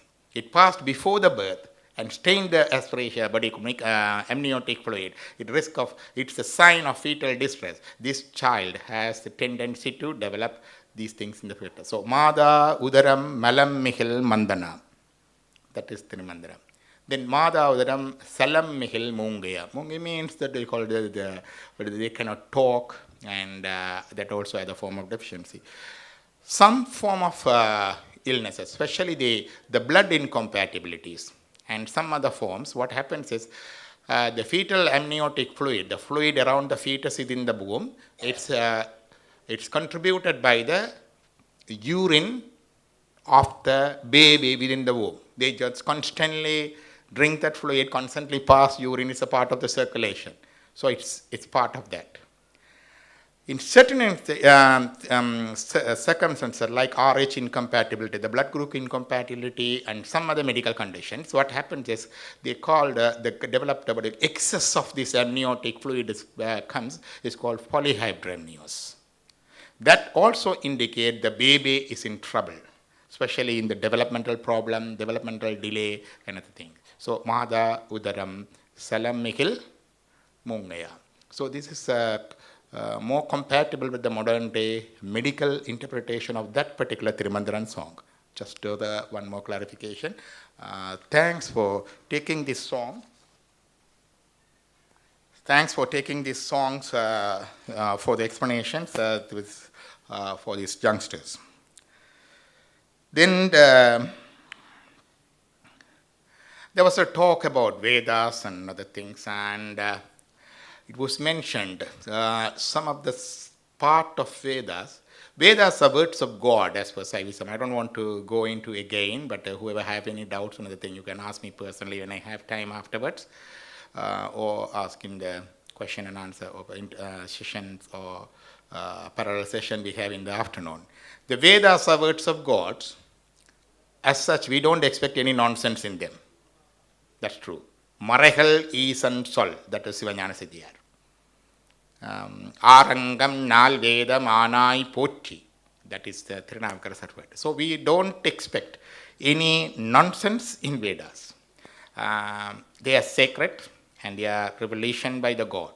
But only our interpretation, our explanation or our perception may be not that mature enough. With these, all these scriptures, our religion, all these scriptures, they don't have a direct meaning straight away. This is the meaning to give away.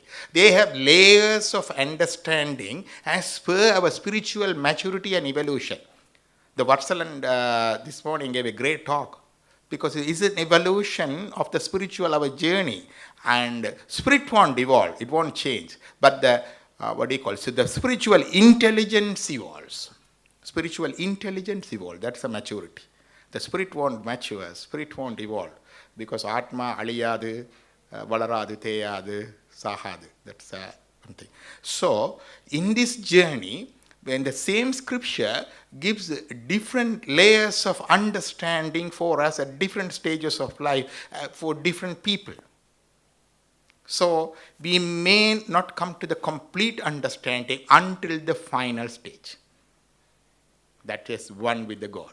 Because who is the one that is the embodiment of Vedas, embodiment of knowledge. So in comes to that fun explanation is what we call Vedic translation we have now available. One of the famous one with the Griffith's translation by Vedic literatures, all four Vedas translated by Mr. Griffith, one of the English person, and some other people. It's available now in English translation, all four Vedas available, Rig, Jajur, Sama, Atharvana. And also their Tamil translation from the English, not directly from the Sanskrit. The English available of the Griffith's translation also now available in print. People can buy it and read it. And when reading through that, these are only guidelines. We don't have how authentic are these translations. To interpret a Vedic literature, there are auxiliary texts for Vedas. We need to go through that. Among the 6 auxiliary texts, Anga Nulkal 6, the 6 books, among them 4 are dedicated to the language. The one is called Shiksha. Shiksha is the phonetic and pronunciation and accent of these mantras. The second is Vyakarana. Vyakarana is grammar and thesaurus and all those things. Nirukta is the philology and etymology. The words, what does it mean? And Chanda is the meter or prosody. These 4 parts deals with the language, pure language. So unless one goes through this, it's very difficult to interpret Vedas to its closest meaning. One example, pasu, the word pasu. Pasu means different meaning. Pasu means, what's it called, a cow.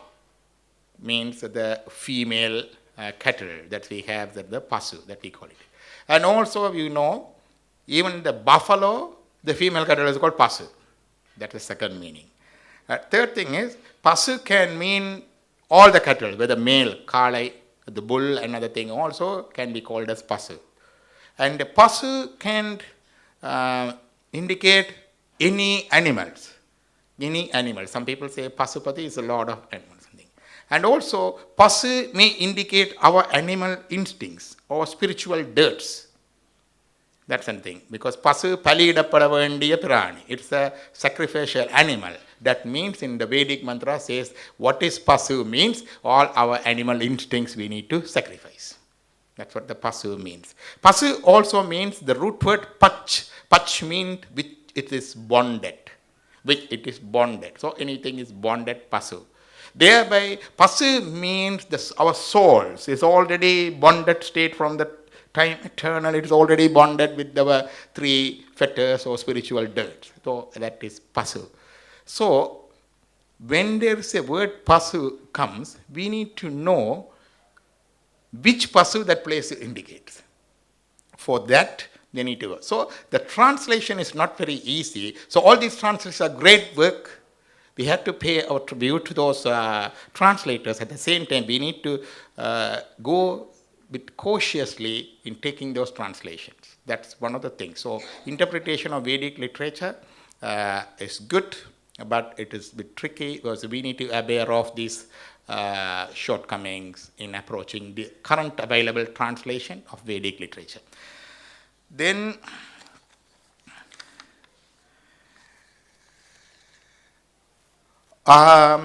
it's not mentioned here, but it's raised in the social medias and platform and they've criticized one of the mantras we recite in our Hindu weddings, Vedic mantras. It says, the first you became wife to Soma, the second you became wife to, I think,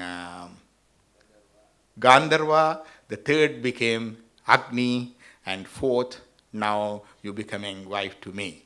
And some people interpret it a very rude and ugly way and saying that this is the way you get a girl. She's already with 3 people before, another thing. That's a very superficial and nasty criticism on one of the Vedic mantras. The meaning is, the first part is Soma. Soma means the moon. The moon, or in Tamil called Madi. It's the indication of our intelligent. Madi is intelligent. The moon in astrology also represents our intelligence and thing. So the first part of our life is our development of an intellectual thing. The child start to learn even simple thing, learn to eat, learn to turn the body, learn to crawl, learn to stand up, learn to ask for the thing, learning the language, learning the facial expressions. So many things the child learns. And then once they come to the stage, start schooling and learning. The first part of our child is dedicated for learning. That is married to Soma. We say, some people we say, he is married to his profession. Don't we say that in English? He married to his profession. Means he is always 100% involved with that. That's the first part, Soma. The second part is Gandharva. That yesterday I mentioned. Part of the sub-Veda is called Gandharva Veda. Gandharva Veda is all our fine arts. The music, dance, the decoration, the column, and the garlands, making the garlands, decorating the home, the nice cooking, all those things, the Gandharva Veda. So they become expert in that. When the child becomes, when they grow, when they come to the age of 8, 9, 10, then they get into that learning the art of all the fine arts, the music, the dance, and the, decorating the house and making nice food and serving, and so all those things. So that's the second part, they marry to Gandharva. Third part is Agni. Agni is pure and purification of everything.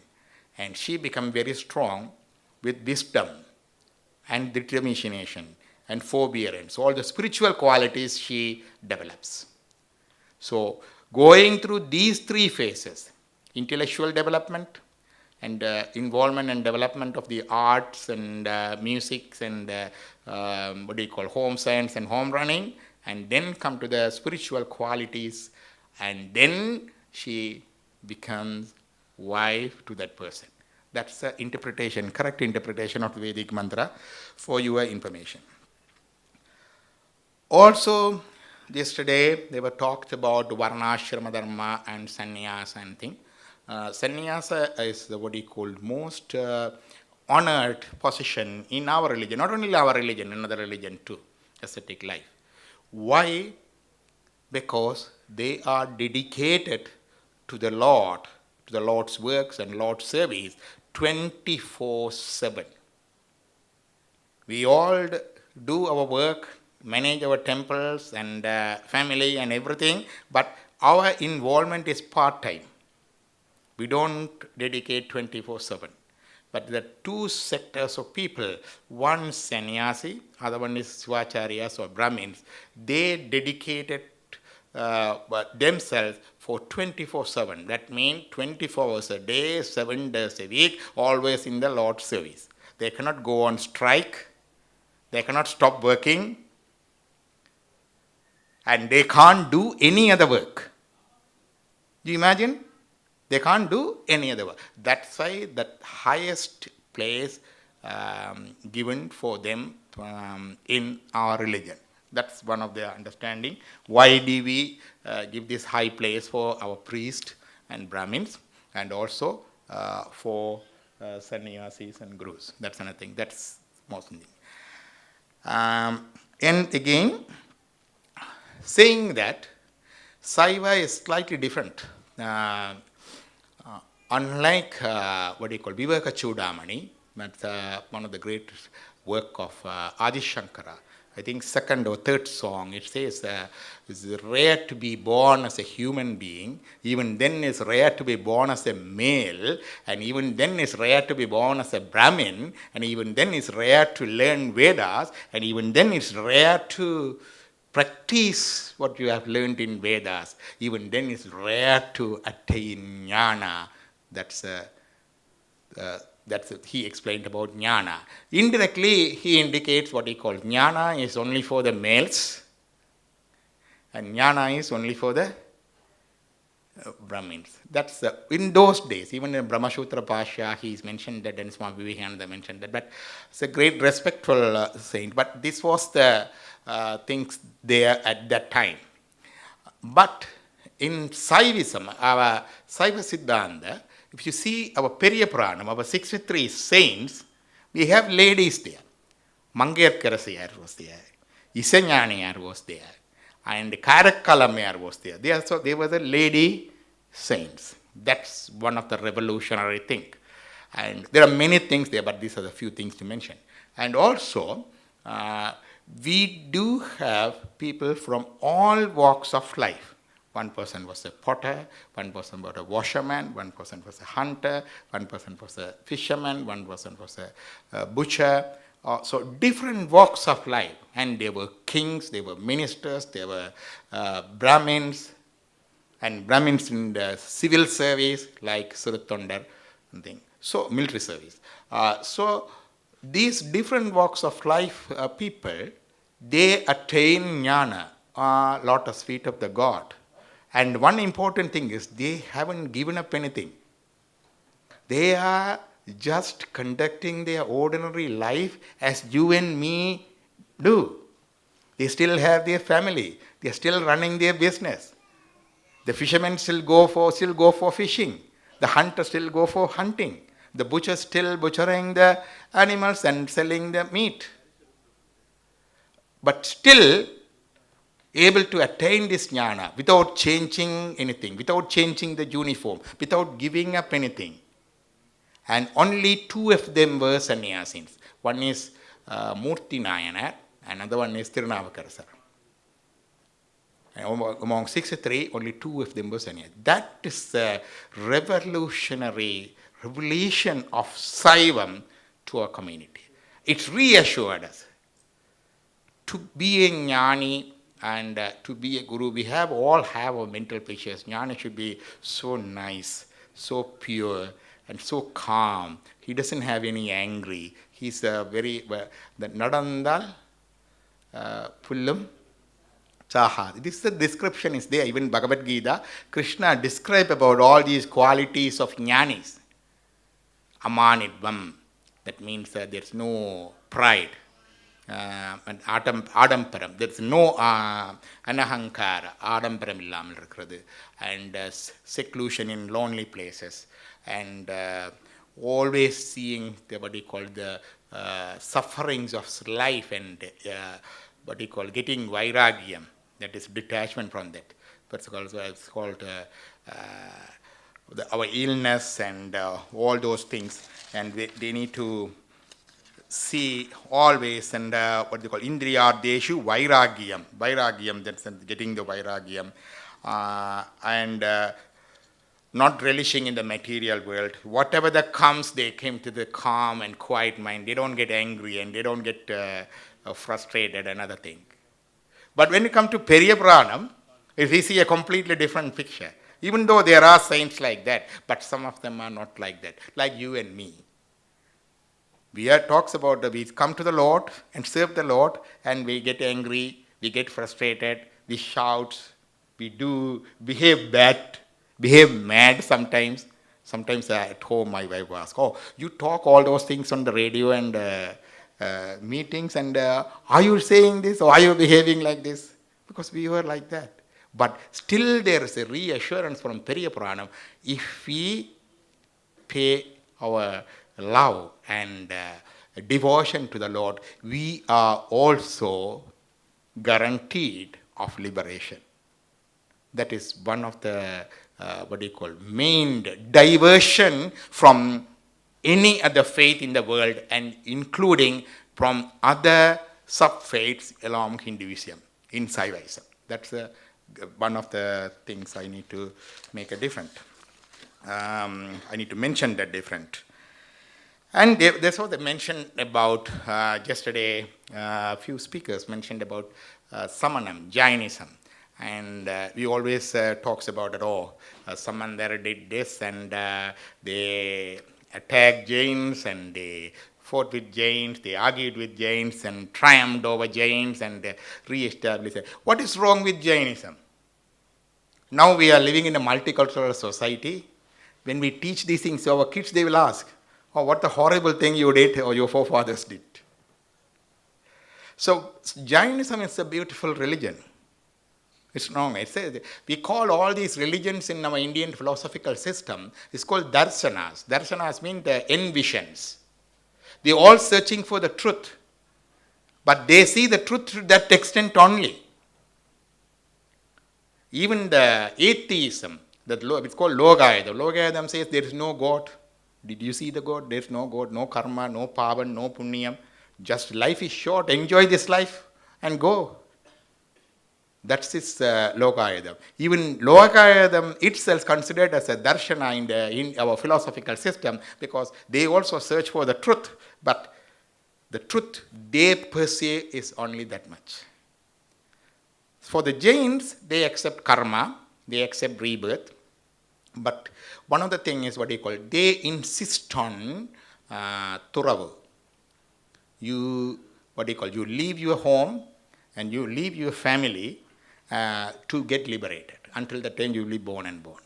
And early Jain days, there was no liberation for the ladies. Ladies should be born as males. Then Buddhism came, that smashed that. Ladies also involved. They absorbed that. But both of them, there's no place for the God.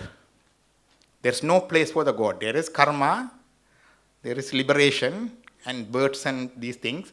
You follow certain teachings of their Tirthankarar in the Jains and the thing, and Buddha in Buddhism. But what went wrong is, when they get this socio-political power, and they started abusing that power, they started harassing the other religions. Mainly that is Saivism at that time. Then we look into the harassment and assassination attempts by the Jains on our saint Appar Swamigal. They tried to poison him, they tried to kill him, the elephant, and they tried to put him in a lime kiln, and then at last they tied him with a rock and throw him in the ocean. So he himself documented in his songs. It's not imaginary thing. He himself documented in his songs. So when we see these things, is it a religion? Is it dharma? So at that stage, they started attacking. So Acharya Lakshana, who talks about Guru, Vatsalan talks about Guru.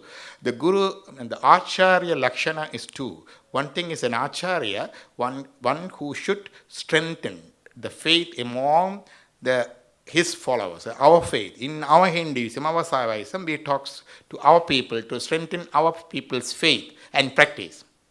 That's one part. That is Swiya Madastabhanam. Then the other part of the Acharya or Guru is Paramada Khandanam. When the other religions start attacking us and saying that what you practice is wrong, what you are worshipping is a false god, or you are idol worshippers, your concept of God is not right, mine is the only one right thing, then we stand up and oppose them. That is the Paramada Khandana. So these two are the qualities of a guru or acharya as outlined in our scriptures. So our saints Samandar, Appar Swamigal, Manikavasaka, they did that. And that's the way they encountered Jainism or Samanam. Otherwise, Samanam is what you call is also accepted as a part of the what you called search for the truth and accepted as an envisioning the truth. Then the what do you call it? Satguru. Watson made a very good talk about Satguru, and he mentioned that religious leadership among the Saivism is missing because we don't have as a Satguru as such. But be cautious of searching the Satguru as well. Nowadays, Satgurus, what do you call, you may know that too. Another thing, some of the Satgurus coming in the first class travel, staying in the 5-star hotel, and the big conference rooms booked, and they offer and grace you with certain dikshas and sometimes muktis as per your payment. Yes, it happens. There are tickets, there are payments. They do visit home visits for so many dollars or pounds, and personal blessing. First, this is open to everyone. They have a small thing, so it's okay, everyone, and they sing and they talk and other thing. But then the next step is that what do you call, you need to pay certain things and other things. So we should be aware of it. In our tradition, there is no fixed fee, only dakshana. When we go to the temple or another thing, nowadays system is different. But what we do is every one of us give our best and best of our abilities to our gurus or dakshana. In those days, to get any service, even if you go to the doctor, you do the same in those days. But nowadays it's different, but we need to be aware of it. When there's a red flag, what I say in medical terms, red flags is there. Certain red flag signs or symptoms the patient shows, then we need to be aware of. It could be something else, it could be something serious. And we do be cautious and watching and doing extra tests. Like that in spirituality also there are red flags. If there is a predetermined money involved, of course we need to support them. They are 24/7 in here. So we need to support them for their living, their shelters, their food and their travel and all those things. But if there is an extraordinary amount of money involved, there's a predetermined fee involved, that's the red flag in spirituality. So be aware of that, those moving, flashy Sadgurus in these days who label them and claim them as Sadgurus. That's another thing. And so the Tamil, that we leave there. And then the Guru, he mentioned at last, the Varsalanda, so when the soul is ready, Guru will appear. That Guru is the Lord Himself. Lord Himself. This is the last Guru, Guru the Supreme. Manivasar says as Guru Mani Dandalvalka. Mani means the gem, the Supreme. There is no Guru needed after that. There is nothing to be known after that because all known by the time.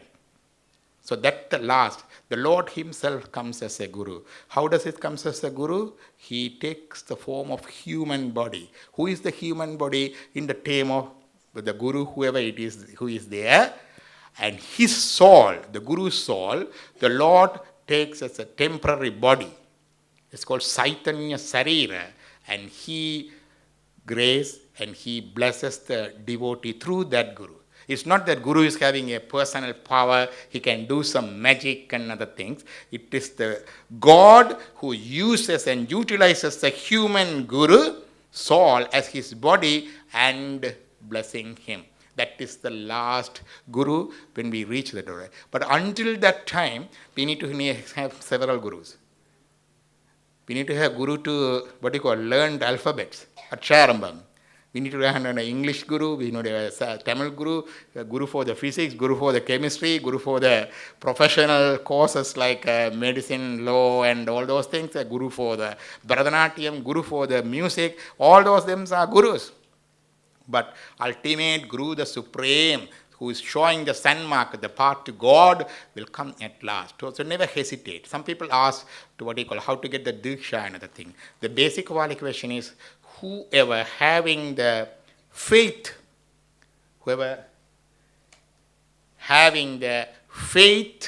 and whoever practices that, whoever chanting the mantra he is going to give, chanting by himself, he is qualified to be a basic Guru.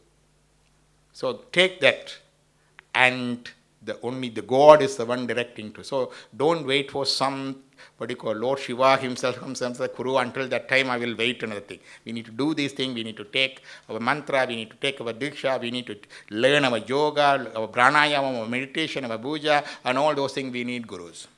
That's one thing. And also, Kumaran with a beautiful explanation of the 5 elements and temples of 5 elements. It's a great explanation, and he dwelt into the, what he called, the scientific explanation of that thing, so very good. And also a form of Nadaraja. Form of Nadaraja is also layers of understanding. The dance of Shiva is perceived by Prijo of Capri. That was the inscription there in the CERN, Center for Nuclear Research in Europe in Switzerland, and under the statue, huge statue of dance of Shiva. And the dance of Shiva perceived as the movement of this cosmic world. The dance of Shiva perceived that the particles of subatomic particles. So all these things are moving, right?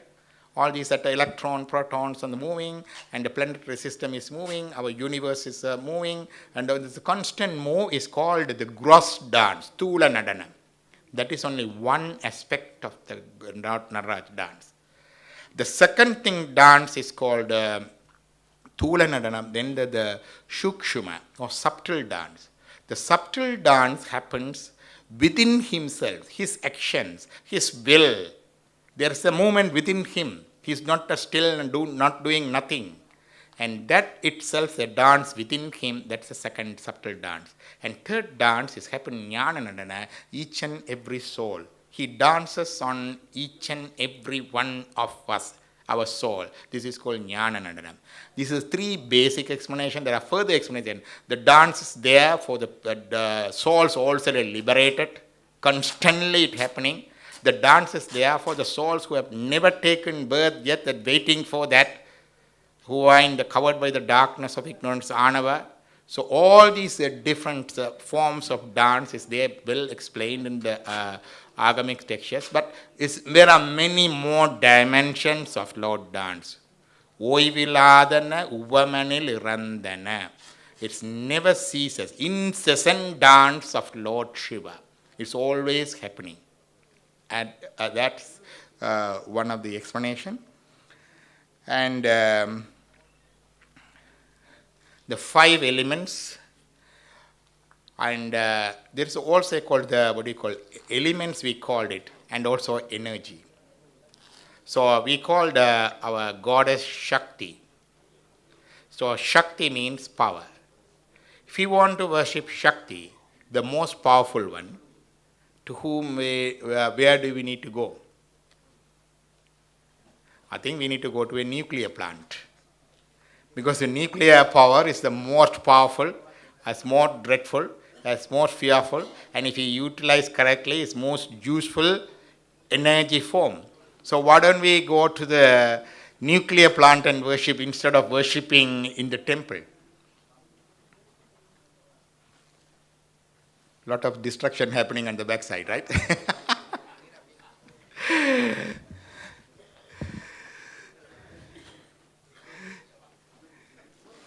So any questions, what do you call it, any answers like that? Why do we, what's the difference between the Shakti we worship and the Shakti we see in the electricity, we see in the atomic power, we see in the magnetic field, electromagnetic field, all those things? What's the difference? Huh? They are dangerous. Our Shakti is not dangerous? Huh? Nuclear things, okay. What else? You have to? Yeah. So, what I'm asking is, what is the difference between that energy or Shakti and the Shakti we worship in our religion? Yeah. So why don't we worship the nuclear energy with love and devotion? Why?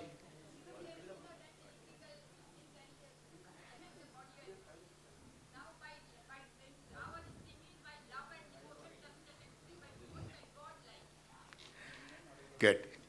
Anything? Any other explanation?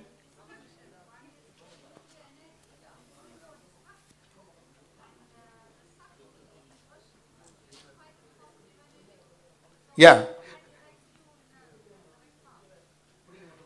Sure, nuclear versus energy we use it for, but we can use those energy for useful too. For example, electricity, we light this area, we heat these things, so the good utilization too. At the same time, the same Shakti is used for destruction by Lord Shiva, dissolution. So,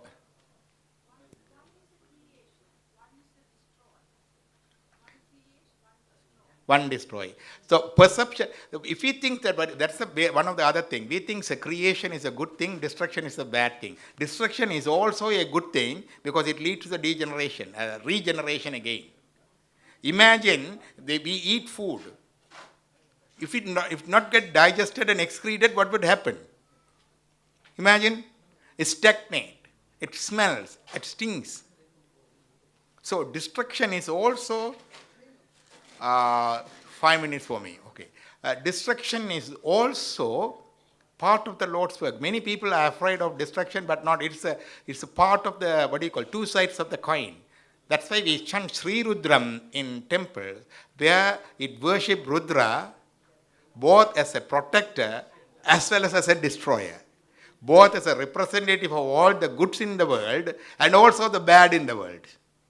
That's a other level of spiritual understanding. Simply coming to that, the energy, the nuclear energy, electricity, electromagnetic energy, magnetic energy, all those forms of energies are inert. They are Jada Sakti. They don't have feelings. They don't have any sense. They don't have any knowledge. Suppose a fire outbreak in this building. Now it happens if we take it. Does it know these people are good people, these people are bad people, and we shouldn't touch them, we shouldn't spare the kids, and we should only attack the bad people? No. Because it doesn't have any knowledge, the fire. The electricity is the same. The nuclear energy is the same. It doesn't discriminate because it doesn't have intelligence, it doesn't have sense. It is Jada Sakti, just inert. But the Shakti we worship is full of conscious, full of intelligence. That is called Sit Shakti. That is Jada Sakti, this is Sit Shakti. Jada Sakti is used as an instrument by the God. Like I used the pen when I needed to use it. So Lord uses his Jada Sakti and Panchapudangal for creation, destruction, dissolution and the thing. And keep it aside. That's Pinna Sakti. That means it's separable Sakti.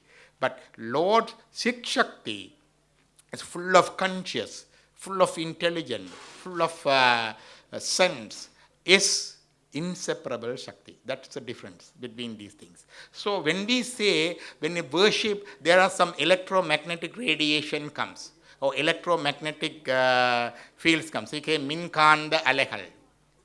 So when people say that why do we temple, we do recite mantras, we often heard that it creates some conducive and favorable electromagnetic waves. I don't know whether it is proved scientifically. And even it is proved electromagnetic waves, what is the use of us? Then we can create some machine like this, electric tambura. We can have some electromagnetic machine and it radiates some electromagnetic waves. We don't need to go to the temple. So, whenever we equate our divine energy, divine Shakti, Sit Shakti to Jada Shakti, we should be careful because those are different. In temple, there is no electricity and electromagnetic waves coming there, and people say, and traditionally we go to the temple without shirts, males. They say it's just to absorb that electromagnetic. Then, what for the females?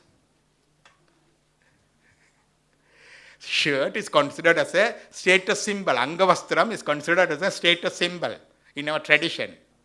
Even in the last generation, whenever we see a respectful person, we take our Angavastram and get it around our waist. That is showing our respect. Same thing we observed in the temples. Nowadays, it's not considered a status symbol. So that's different. So like that. So these are the small things I need to clarify and supplement the information, but it was great, and It's not to make any, comments or say that is wrong, this is right. It's just further discussion of what we have been hearing in this gathering since yesterday. Thank you for this opportunity. Nama Parvati Padaye. Thank you, Dr. Lambodharan, and also correlating the childbirth in Tirumandaram and the real world in today's term. He being a medical doctor and a philosophist, he was able to deliver that correlation extremely well to understand everybody. Therefore, it's very good for Lambo. And also he related the other Tirumurais and the relationship between the Tirumurais and the real world. Anyway, thanks very much one more time for Dr. Lambodharan.